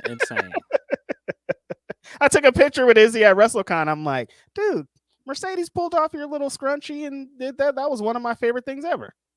Yeah. Wow. Hey, what's over there says, can't wait for the Takeshita versus Cobb in the G1. And do you guys think AEW should send Top Flight or Private Party to New Japan for a tag league or Best of Super Juniors in the future? Yeah, I hope that they send more people over to do some of the tournaments. They've done it before with like Yuta and some other wrestlers. So I would love to see like Dante and the Best of Super Juniors would be fire. I would love to see that. I would love to see like a tag team. Like I know they've sent over Gates of Agony to do the tag league before, but some other tag team that could use that, I would love to see it. I kind of just like the choice that they made with Takeshita because I think like he represents that so well, and he's gonna destroy it in the G1. Marcus M says Takeshita is the closest thing to Jenny Omega today. I think he meant Kenny Omega though. Yeah, Jenny Omega is the account. Shout out to Jenny Omega. Shout out to Jenny Omega. Takeshita is just like that account. Hey, what's over there? Give me Swerve versus Shingo at Wrestler Dynasty in Japan for the AEW World Title. Yeah, I would love to see the Shingo match. Oh yeah, I just want to see them do more with Shingo in general. Shingo, but I'm trying to go to Japan for reals. Y'all might see me out there. Van Twinblade says, Jimmy, make it happen. Maybe he's talking about flying your boys out. Oh yeah. Jimmy, make it happen. No, they don't do that over here. Yes. Hey, what's over there says, if Bryan loses to Hangman in the finals, do you guys think AEW sets up Nigel versus Bryan for All In and maybe Swerve versus Bryan for All Out? Bryan is not losing in the finals, you guys. I'm tired of this. No, I think if they, because they've already told you that this is for the match at Wembley. So if Bryan wins, Swerve Bryan is going to be the match at Wembley. Yeah. I'm not sure we're going to get this Nigel match, guys. I don't think people want it, but I'm not as sure we're going to get it. I think that's it's out. Smiley BWR says, afternoon boys, hope y'all are doing well. Dynamite with Phil on Wednesday was fun. Money in the Bank tonight should be interesting. Hi Reggie, answer your text. Hey, what's up Tracy? Nice to meet you. I'll get back to you on those text. Love you. That was very funny. At one point, she was like, Rich won't answer my calls. And I was like, I just talked to him yesterday. We had like a 3-hour conversation the day before. That day I talked. That was a good day that day. I talked for 3 hours with my friend Phil, and I talked for 2 hours with somebody else who used to be on this podcast. It was Grapsody day that day. It was great. He told me he called you like right after that when I saw him. It was great. What a great day talking to my friends. Marcus M says, leading into All In, Britt should only work with people she has chemistry with, like Sheeta, Deeb, Anna J, and Sky Blue, where there's a bunch of new people that she hasn't interacted with because she's been out for a few months that I'm interested to see her in there with too. So, but Britt, yeah, I think it'll be fine. It'll be fine. Mercedes is gonna get some good stuff out of her, I think. Yeah. Shane Monster says, thinking the plan is CEO beats DMD at All In, stands over her celebrating. Sirens Blair, Hater returns at Wembley. Hater returning to confront Mercedes. Maybe. Doesn't she have like a deeper story with Tony? What happened before she left? Because the Outcast jumped her, right? And they took the belt. So I would assume she has more of a beef with Saraya than anybody. With Saraya, yeah. Yeah. But like, yeah, that would be wild. Like, y'all got Jimmy on the tap now. Jimmy should just he should come out with a hater. Hi, hater. I see you. Get Wayno and everybody. Come on. Yes. I mean. And then Glassdoor Gamer says Osprey and MJF could be AEW's Batman and Joker. That's all. Your boy Alex came out with Penta with his Robin's outfit on as well at Forbidden Door, and I was dying laughing. I was like, bro, what are you doing, Alex? What's going on here? He's always so excited and enthusiastic, though, that you're just like, all right, man, go for it. I like it. Okay. Yeah. He was definitely hyped with his Robin mask and everything on. That's all of our super chats. Appreciate y'all. Y'all are dope. Robin. Yeah, I wasn't expecting it. So when it happened, I was like, wait, what? All right, cool. It was like when Penta was doing the other gimmick at one point, and he came out with the tombstone, and then Alex was behind the tombstone. Yeah. I was like, oh, all right, cool. Alex was dressed like the Grim Reaper, and we're like, oh, okay. Interesting choice. Funny times. Getting into some of these Humper chats. As usual, you can send us your Humper chats, humperchats.com/Fightful. From Humper Chat regular Tony P. Make sure I got these all lined up. He says, sobbing, stop it, Kendrick. He's already dead. LOL. If he drops a new album in August, I am going to die with laughter. Also, you've seen the pics of him from that party. He is stressed. I would apologize and take the L like a man by now. No, we're past that point. It's over. It's over.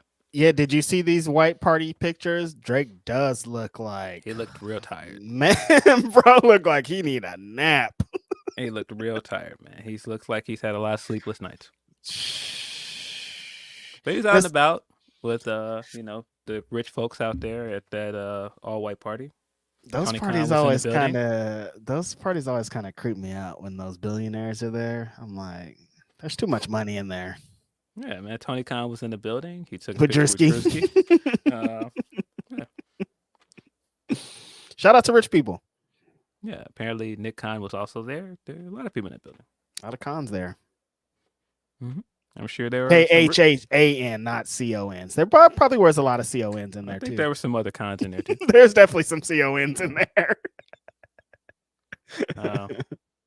See, more from Tony P. He says, also, I was looking at the old Push interview after his diss. He talked about how this man used his son as a tool to promote his shoes when word got out about him, the master manipulator. Now, before I go deep into wrestling, get well, murder grandpa. Yeah, I guess like there was some injury scare with Suzuki at a show last night.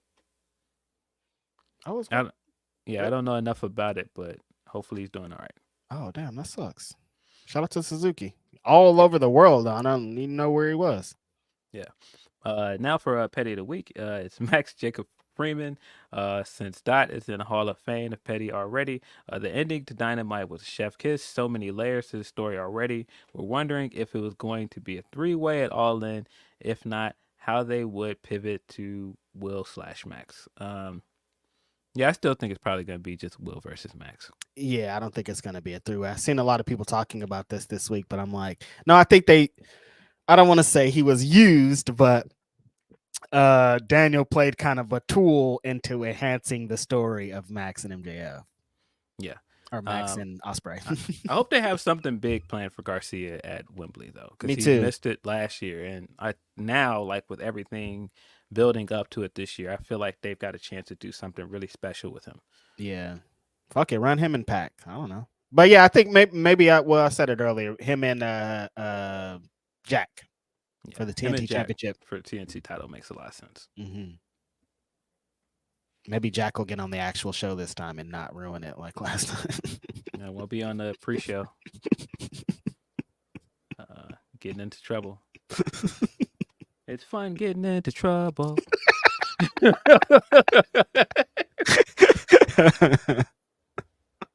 It's not fun getting into trouble in some circumstances.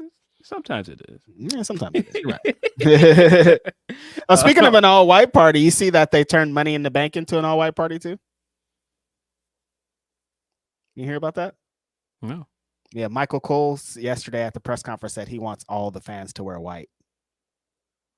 Yeah, it's a white party. Okay, cool. What'd you think about that? I guess. I don't know. A bunch of wrestling fans in all white.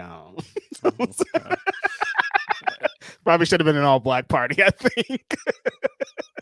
Listen, I be seeing how some people I seen what some people's wrestling tees look like after those first few wears. Phil.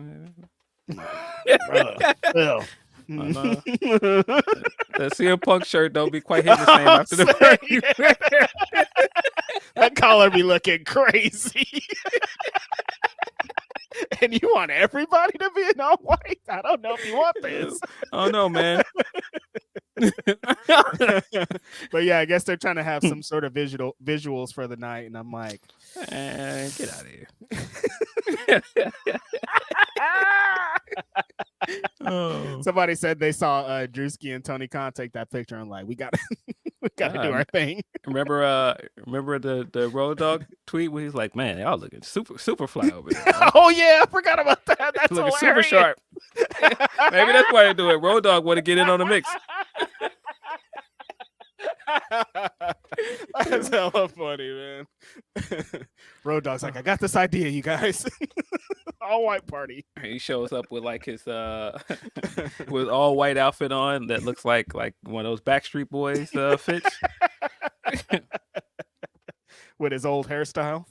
Oh my god, he can't go on hair no more. It's over. It's over you, bro. Oh man. Whew. Brian, you would want to do an all-white party, Brian. Fuck out of here. Oh, you didn't know? Face ass. More from Tony B says, this makes me curious how they will handle the lead up to Tony Mariah and the fallout. In my opinion, I think there shouldn't be any backstabbing or heel turn at the end, but wouldn't be shocked if it happens. Also, Forbidden Door was fucking fire. Buddy, get ready to have your heart broken because Mariah is 1,000% going to turn on Tony. It's the only way to end this story. I've been watching this fester for a while. I watched how she acted Forbidden Door, where everybody is making this like, oh well, Tony has just been using her all this time, and slowly, Tony has grown to like her, and Tony really cares about her, but it's looking more and more like Mariah may possibly be just using her. When they first started as a crew, Tony would never let her say her saying. Now she lets her say her saying. She lets her talk in her interviews. She's there supporting. She was there at Forbidden Door with her tracksuit on, supporting in her corner. Like, it's such a big difference from how they started. Yeah, even the stuff after Rampage last night, when she said she immediately was like bosom, and then she went to lay on her chest, and she was like, no, I want to lay on your chest, and that's why I'm like, nah, she's gonna turn on her. It's coming. Damn. It, It's gonna hit really hard though. yeah. Yeah, I mean, even if you just look at the story of the Forbidden Door match, and it looks like, all right, these two women are fighting because, like, that's my mentor, like that's Yeah. my mentee. I'm her mentor, and then it turns out, like, towards the end of this, Mariah's like, no, we're all three of us are fine together. I want it all. And I'm just like, yeah, it's just looking away, and I hadn't thought about that aspect of the story too, of Mariah bringing one of her old homies to essentially soften up Tony Storm. There are a lot of things here that she's been doing. That, and I mean, she has all the motivation in the world to feel this way, because for the beginning of their relationship, she's basically treating her like a joke. She's treating Mariah like a joke. She's treating her like she was a kid. It's coming, man. Mariah's gonna turn on her. And Mariah's been playing in the background like, I'm glad that you think of me that way. I'm glad that you're kind of planting seeds the whole time. Look at how Luther has been watching Mariah the whole time. Luther has never been feeling Mariah. He's been like, bro, get her out of here. Like, she's not your friend. She had, like, every time, like, even this week during the segment, Luther's in the background shining up the championship belt. He's not feeling none of this. It's a layered story. It's all coming, buddy. Like, I know you guys don't want to see it. It's gonna break your hearts, but Mariah's definitely turning on Tony. They're friends. Tony P says Swerve Will was as good as we thought it would be. Mercedes did the job and made the world know the stuff was good. Now about ROH, I think we are getting signs. Big changes are about to happen for it. This may be Athena's final. This may be Athena finally losing to another black woman. Yeah, that match looks like it's gonna be heat. Very excited about that.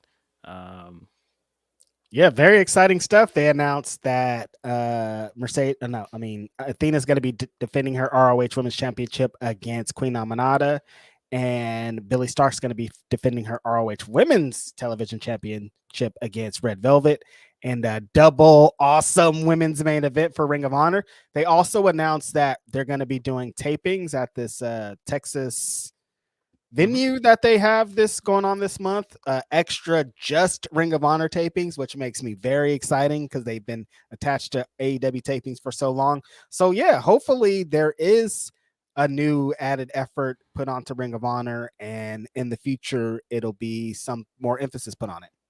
Yeah. Lady B, I'm seeing in our chat, is saying, I'm new to Mariah. I can't see her as a heel. Hope she surprises me.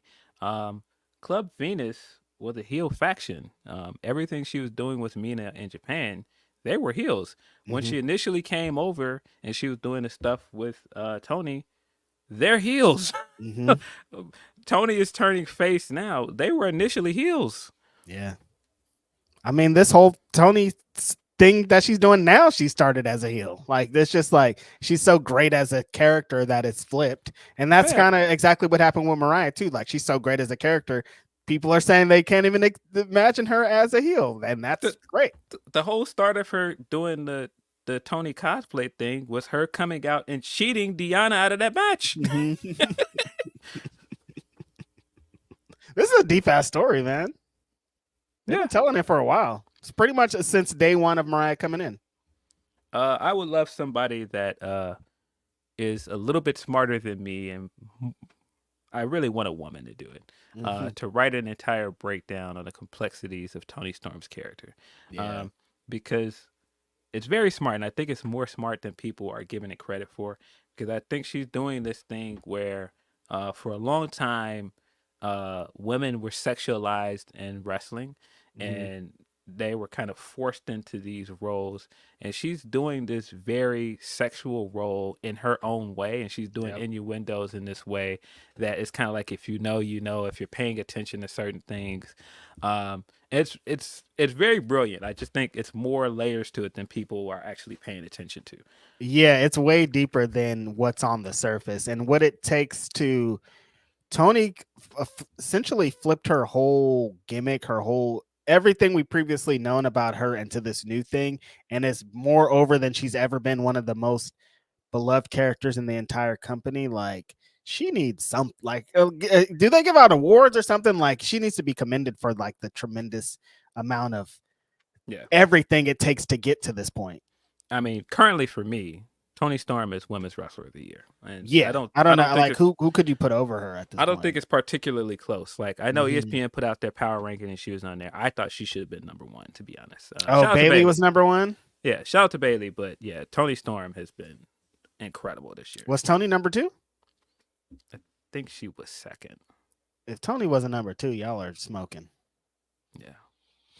And I mess with Bayley, but she shouldn't have been number one. What was this rankings based off? I don't want to get into it. It's probably voting. It seems like it's like probably like a panel of people that vote on it. I don't know. Panel of big WWE fans. I don't know. I don't work there. And was it just AEW and WWE? That's all the questions that I have, because like the tag team list was fucking abysmal. I'm like, these are the best tag teams. This is. I don't think I saw all of the tag team lists. I saw that the Bucks were number one.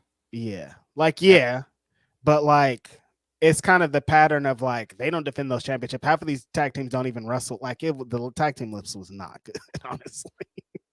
These are the hottest tag teams in wrestling. That's not true.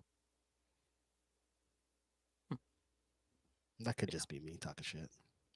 I don't know. But yeah, Jordan was on the women's list, so she was. They included some TNA wrestlers. Yeah. I know that if you're gonna do that for all of them, like was ABC on the tag list? Mm-mm. That's a shame. They should be on there. They have like Waller and it was whack. Yeah, like no like Grizzled Young Vets or no. I'm gonna look it up.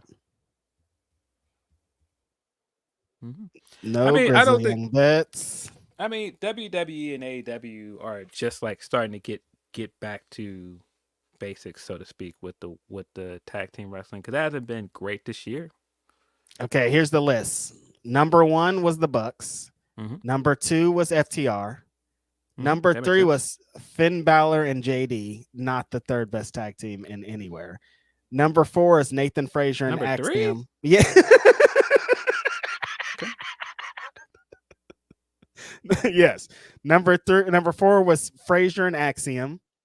I like them. Number five is A-Town Down and Under. 6 was Bianca and Jade, which is like they're not even a real tag team. I honestly think Bianca and Jade should have been a little bit higher just for this year and as a tag team. Mm-hmm. I think they could have been higher than that, but number 7 was DIY, who like before last night. What? 8 Street Profits, House of Black, and Acclaimed. I would have liked to see like I don't know, like War Dogs or something, or like Hikuleo and LP. Motor City Machine Guns. I don't know, somebody. Something. ABC, like you said, they're ABC the best tag team in TNA. Yeah, like what are you doing? ABC should have been on there. They're definitely the best tag team in that whole company, and one of the best tag teams in all of wrestling. Like tag team is a little bit tougher at the moment because, like I said, both companies aren't doing great with tag team wrestling. They're not. That's why I'm kind of giving a pass on that list, but that list is not that great. Yeah, but I'm assuming it's just people voting, like who is their favorite tag team or who do they think is the best right now. The JD Finn is kind of a head scratcher. It's just like it almost feels like you're just voting on them because they're current champions. Yeah, that's what it feels like. Yeah, there's some of that. Yeah, but I don't know how these things are constructed, so me neither. You know, I know a few people that probably voted on it. I'm trying to get some good lists, goodwill off of this. So lists. They're gonna see this and go, just wait till I see that BW pop up on my on my feed. Ooh, I'm gonna fry that boy Reg. I'm dead. I love Bliss. Whoever the process, great job, you guys. Just like the learning tree. I love the learning tree. Let's see. More from Tony P says MNX has been signed to Oh yeah. and it will be a big deal, big part of Wrestling Dynasty in Japan. An outside wrestler has its TV belt. Hopefully, this isn't hyped up Death Before Dishonor before it goes back to what it is now. Missed the Orlando shows. Yeah, me too. I wish they would go back to doing Orlando tapings. Yeah, but they just announced the Maximum Male models are coming in, the both of them to Ring of Honor. So they're trying to do something. It feels like they're making an extra effort. We'll just see if it's real. Mason Mansoor popping up. Mm-hmm. Shout out to them. They're good. He also says, now let me say this. I think Punk shouldn't cost Drew tonight. He will, but he shouldn't. He got over on Drew too many times. It is starting to get to the point of it makes him look dumb. If he wins, let him miss cashing in or let him win the belt. Yeah, I don't think they should do the whole Punk screwed him again angle. I think if you're gonna put the briefcase on him, let him actually have like a run with the briefcase. But what if he? Because it sounds like they're saying he doesn't screw him tonight, but he screws him out of the briefcase though. I don't like that idea. Yeah, I don't like that idea either. No, I would prefer the idea of him actually using the cash in to cost somebody else and then celebrating hard, because of course he would do that because he's a hypocrite. I mean, the very idea that he was mad that he lost the title at WrestleMania because somebody cashed in on him, and then him using that exact thing to become champion again perfectly fits his character. That's probably honestly sounds kind of like what might happen. Yeah. He also says, but we know Jay is winning, so who you think will be champ when he cashes in, and who's TK sending to Stardom? Don't think it's Anna anymore. Ending now by saying, great ending to SmackDown with solo package. Glad to see Hanger back, and DMD/CEO is going to hump. I don't know, like the women that they might send to Stardom. I still think Anna Jay makes the most sense. I don't know. If it's not Anna, who else on that roster could benefit from that? Maybe Sky Blue. I mean, Sky. Her boyfriend wrestled in Japan for a while.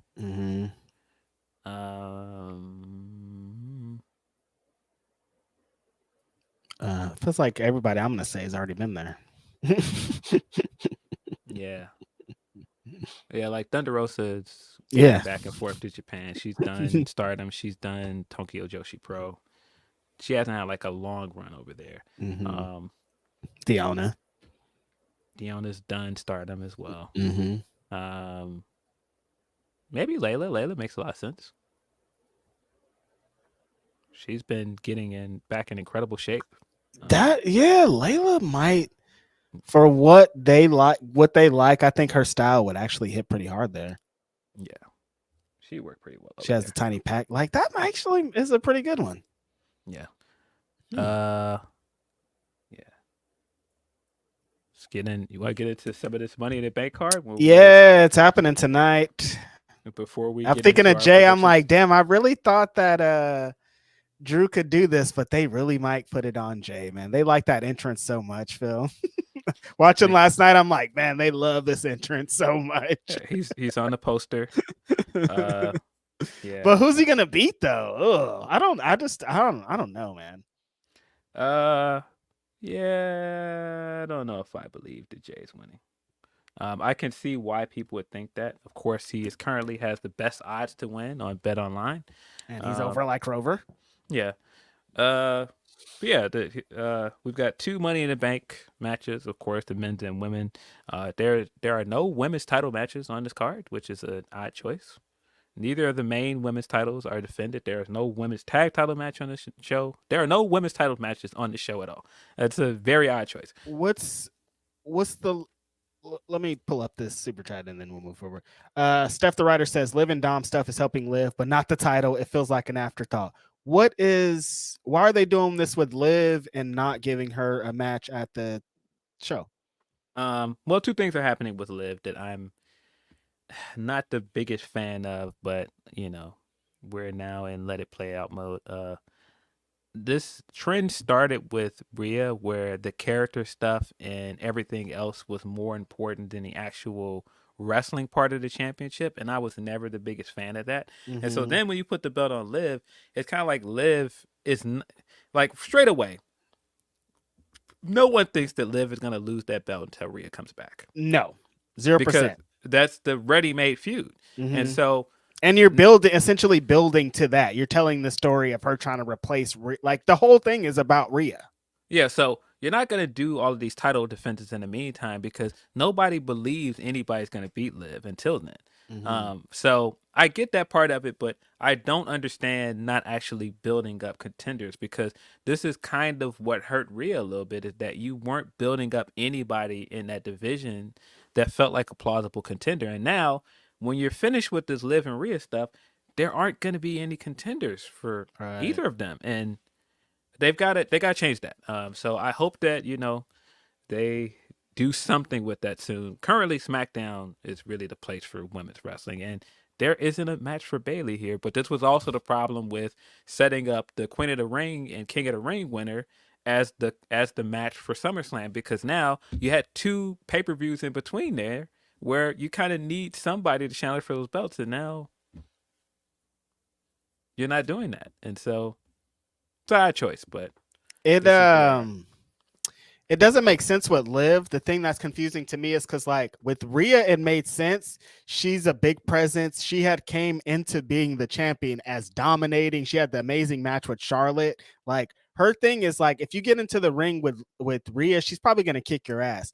Liv's story is not that. She's like a believable, beatable champion. Like, essentially anybody that's in there has a chance with her, so they could just continuously tell that story with her as champion, but they're not even giving her the opportunity to tell the story. When was the Zelina match that was for the title? Why didn't they just put that? They keep trying to stick to this 5-match show thing, man.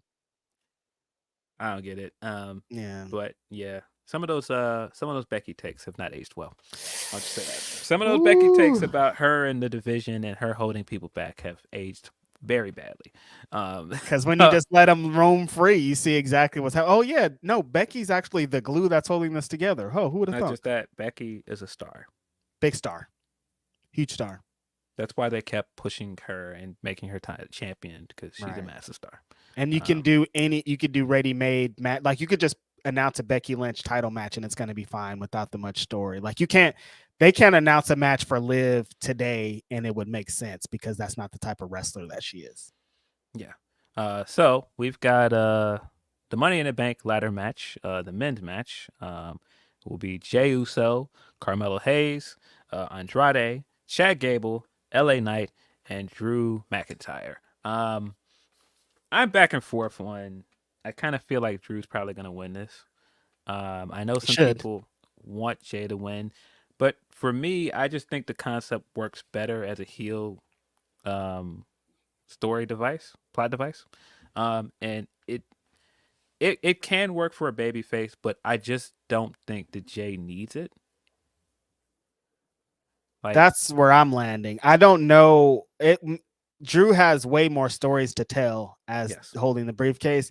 Jay is over as hell, but like, what is his story? Like, who's he going to cash in? And what there's nothing really built in there. It'll just be because he's over, which I understand. And that is a way. They couldn't get him to the championship in any other way previously to that. And this would be the way to get him there. But he's had title matches. He had a title match right after WrestleMania.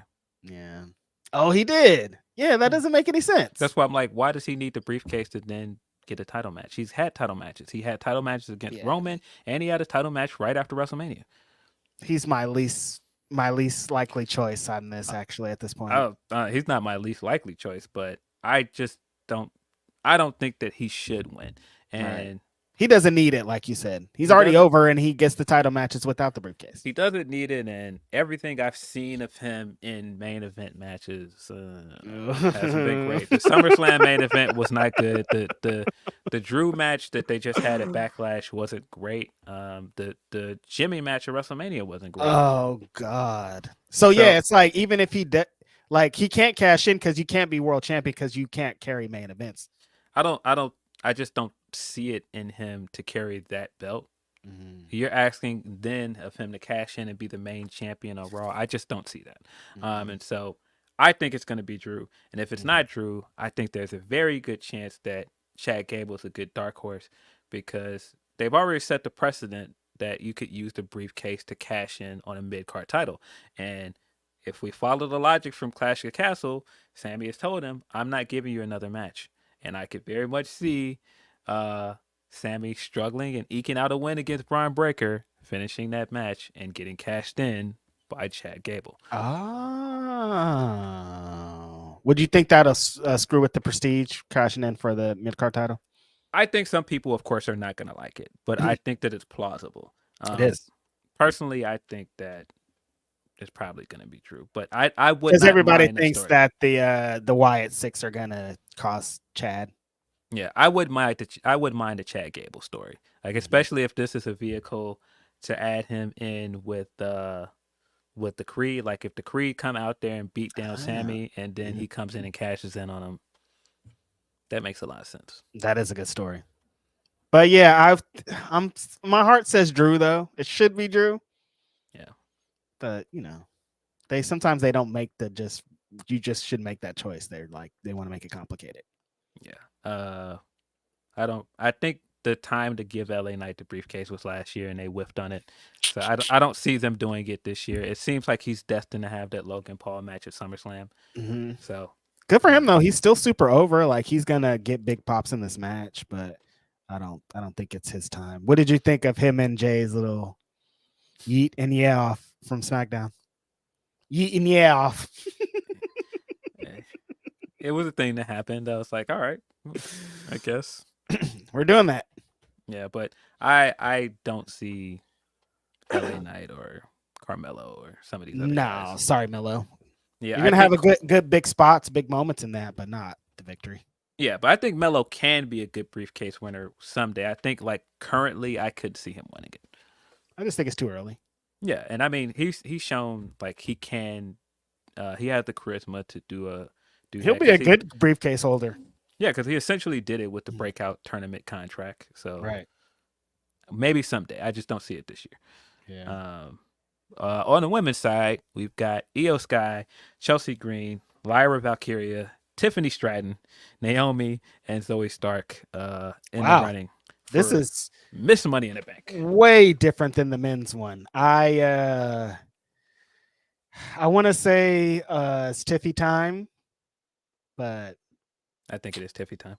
Yeah, right. I think Tiffany's winning. I think that's why they're building up the stuff with Nia as well.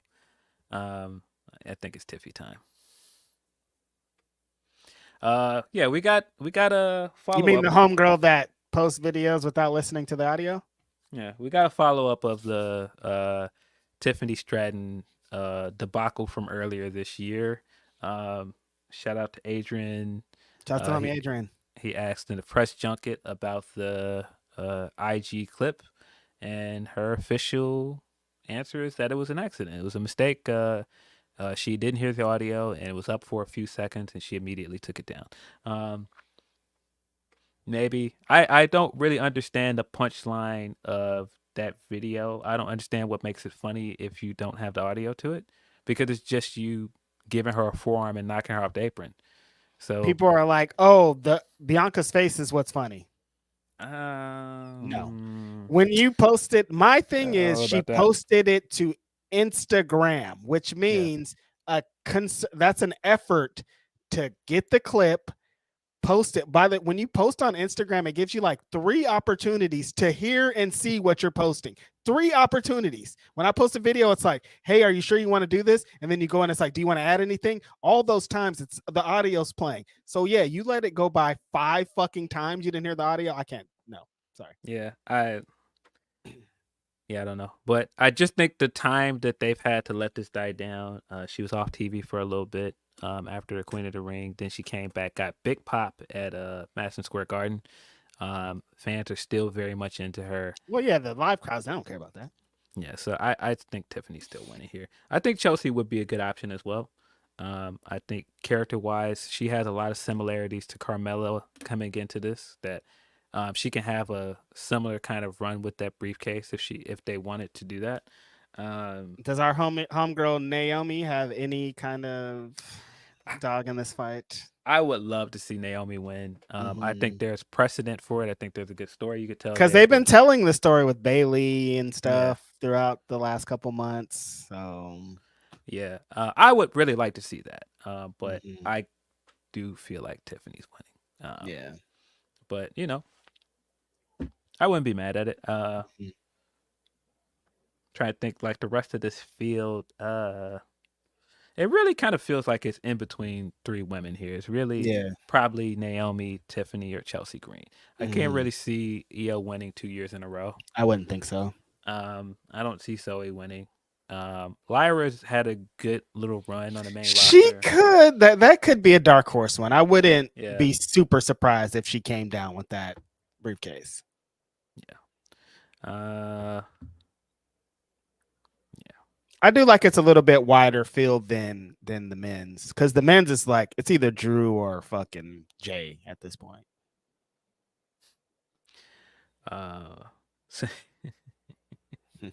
Somebody in our chat just said something that I absolutely think happened. Who was it? What happened?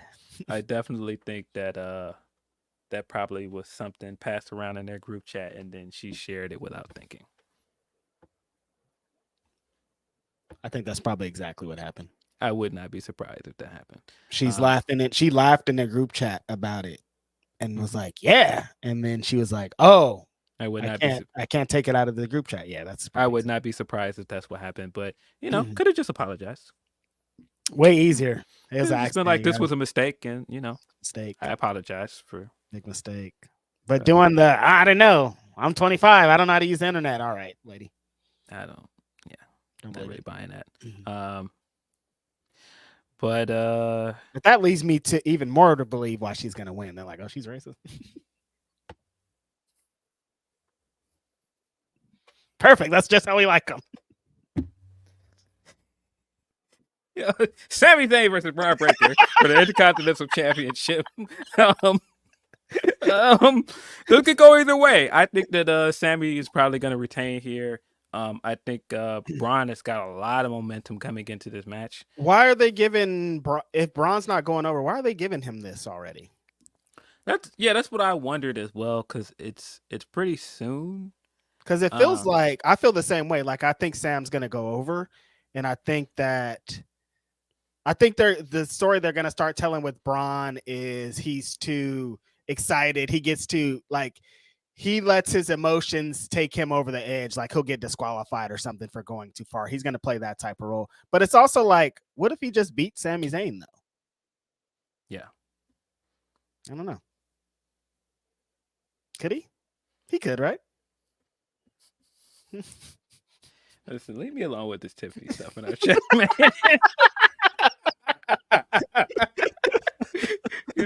it's layered to this that I keep seeing that I'm like, yeah, they know what they're doing. They know exactly what they're doing. But yeah, no, I think Sammy's gonna retain here. And like I said, I would not be surprised if this leads to Chad Gable either winning the briefcase or getting another match. Because I don't think that they're done with that storyline. Whatchamacallit's at the beginning of next month, right? SummerSlam? It's like August 2nd or something, right? So that's not that far away. And I feel like August 3rd, I think. August 3rd, yeah. I feel like Sami Zayn being Intercontinental Champion at SummerSlam makes more sense than Braun Breaker being Intercontinental Champion. Yeah. So. It could be like this big, massive upset. Maybe he's going to come out here and squash Sami, and he's going to be our new champion. That could happen. I wouldn't be surprised at all if that did happen. If he came in and just spear and killed him. Could happen. Yeah. We'll see. I think it's right. Currently, Sami is my pick to win. Yeah. We've got the big 6-man tag match. Cody Rhodes, Randy Orton, and Kevin Owens taking on the Bloodline, which would be Solo Sikoa, Tama Tonga, and I believe Jacob. I think Jake's in the spot. Yeah. But currently it just says any 3 members. But I would assume that Jacob's probably going to be in the mix. This will be his first official match, I'd assume. Yeah. I think Bloodline's winning here to set up the SummerSlam match. And Cody's probably eating a pin. Good for Cody. You think they're going to do the one-on-one? Good for Cody? They're going to do the one-on-one of him and Solo? Yes. I think that's where we're going, buddy. I think because I didn't believe that at one point, but everything they've been building since Madison Square Garden, it tells me that it's probably going to be Solo. Even after Clash of the Castle at Clash of the Castle when Cody won and Solo came out immediately. Yeah, no, the way that they've been presenting Solo and his energy, especially like how they ended the show this week and last week, like, yeah, it feels like he'll probably be the one. Based off the promo this week, I am firmly in the belief of what I thought before, that Solo is going to lose at SummerSlam, and as soon as that's over, we're gonna hear Roman's gonna come back and reclaim his spot because you got your chance, you lost, you talked all that shit, and you lost. And Roman's gonna come back for a spot, which is gonna lead to probably the Survivor Series match. That's fun. But that also makes sense because I thought maybe they were going to run back Cody Roman at SummerSlam, but looking at it now, Roman not coming back and losing. I wouldn't think so. He coming back and getting a big baby face pop. SummerSlam is where he debuted the Tribal Chief character as well. Coming back into to another loss after you just lost that Mania, nah. He's coming back and getting a big pop, and he's gonna, come back and wreck everything and leave.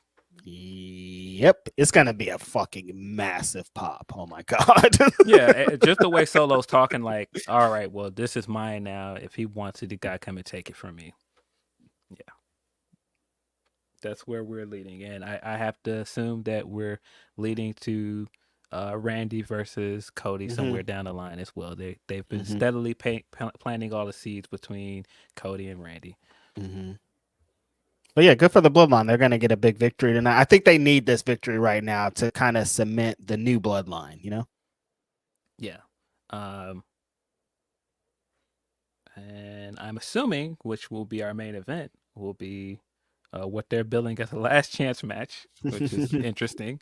Damian Priest will be defending the World Heavyweight Championship against Seth Rollins. The stipulation is that if Rollins loses, he cannot challenge Priest for the belt again as long as he's champion.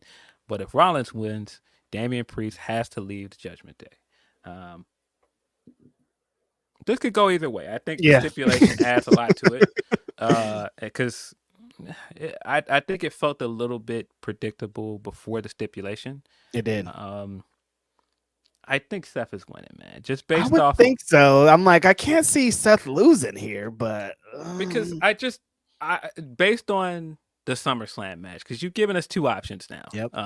At one point, you gave us maybe Drew winning, and I'm not as interested in Damian versus Gunther at SummerSlam as I am in Drew versus Gunther at SummerSlam. What about Drew wins the briefcase and cashes in same night tonight?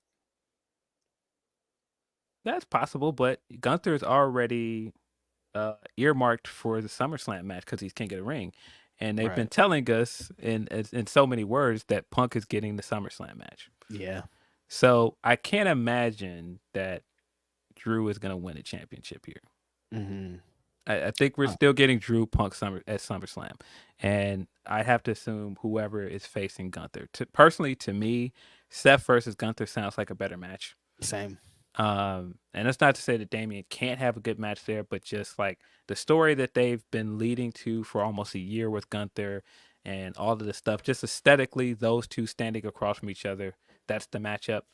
And it feels like they've been telling imploding Judgment Day type story anyways. Like it feels like his SummerSlam match, Damian Priest would be some kind of Judgment Day tag team or some kind of thing, or some one-on-one against Finn or something. Doesn't feel like he's going to go on against world champion against Gunther. I could see Judgment Day trying to help Damian win this match, and he's like, I don't need your help, and then he ends up losing, and then they come out there and beat him down and kick him out the group once and for all. So right now I my feel like prediction is Seth. Yeah, Seth is winning here, Same here. and then we're heading to Seth Gunther at SummerSlam, which is way more appealing than Gunther and it's Priest. way more appealing, and Seth is Mr. SummerSlam. That's kind of his event. Yeah, I think Seth's winning here. Yeah, gonna be a good match though. Yeah, 5-match card, short and to the point. Should be an easy one. Should be an easy one. I do think they shortchanged the women here. I hate that there aren't any women's titles matches on this card. Especially you had Bianca and Jade come out last night and say, we're gunning for those tag titles. All right, well, why didn't you just put a tag title match on this pay-per-view? That's why this whole shortened match card, 5-match thing is like, for some, it's great. And, some matches get extra time, and even though they don't, some angles get better time to develop, even though they don't. They should just add more matches, because some people all have to deal with it, like the women in this case. Yeah, I mean, you're in one breath telling us that you don't have enough matches for this card, so it's 5 matches. But then you're telling us next year we have so many matches that we need 2 nights. I don't really understand that, but okay. Every time they announce a 2-night thing, I'm like, huh? But you only want to do 5-match shows, though. Why are you? I don't really understand that. It's probably going to be like 2 7-match cards, if I had to guess, next year. Yeah. In Indiana. Fun times. So, Money in the Bank is tonight, though. And then, again, I'm going to be on with Denise on the post show later. I'll see y'all. Yeah. We also got announced that Toronto native Hall of Famer Trish Stratus will be the host of tonight's show. Makes a lot of sense. Maybe she's going to help Zoe win. No, maybe. Not going to. Maybe she still got beef with Zoe. Maybe. Well, no, actually, matter of fact, yeah, because Zoe actually jumped her. So yeah, maybe. Yeah. Sure, she's gonna be looking great on there. Yeah. Last night we got some confusion with Jey Uso. He was on IG talking about somebody give me Drake's phone number, and so people were wondering if he was having problems getting into Toronto. And then on the show, Drew immediately was like, "How did you even get in Toronto?" Very funny. Because Jay had put that out a few days ago, and somebody was like, well, is he talking about like not like us, like get Drake some help? But no, he's talking about like getting into the country, I think. Yeah, Drew also last night cutting the promo where he targeted everybody that was in the field. Felt very CM Punk like. That's super CM Punk like. Yeah. That's something he would do. I mean, he did that in the Royal Rumble years ago. Like like them playing up these parallels between him and Punk are very good, but I'm ready to get to the match at this point. They've been building to this match for so long. Just get to the match. There's a chance that Punk does screw him. We don't want it, but there is a chance that he does screw him tonight. There is a chance that he's climbing that ladder and Punk pushes it over. Yeah. I personally don't want them to do that, but I wouldn't be surprised just based on the back and forth that they've been doing. Mm-hmm. If he takes it, Punk takes out Drew and Wyatt 6 takes out Gable. Have fun, Jay.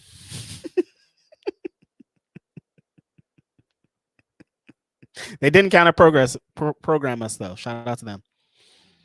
Yeah, I believe we have some more super chats and humper chats, and we're gonna get out of here. Yep. Hey, what's over there says, you guys think AEW could reheat Ricky Starks for a match against Pac at All In?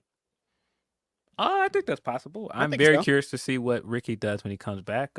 Ricky got into it with somebody on Wednesday, and I from afar was like, what even happened here? And as somebody that enjoys laughing at things, I got a good laugh at it.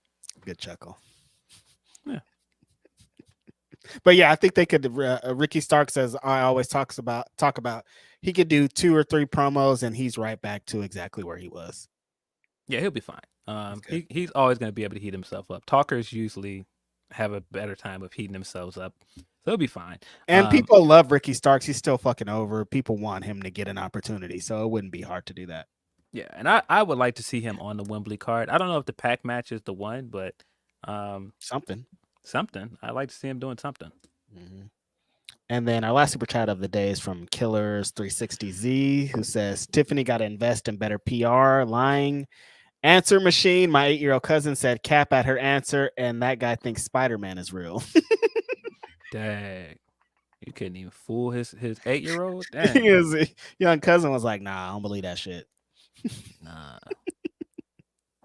Appreciate you guys for all the super chats today. Appreciate you guys for all the support today, man. Y'all are cool. He said she definitely telling the tale. Getting her DuckTales off.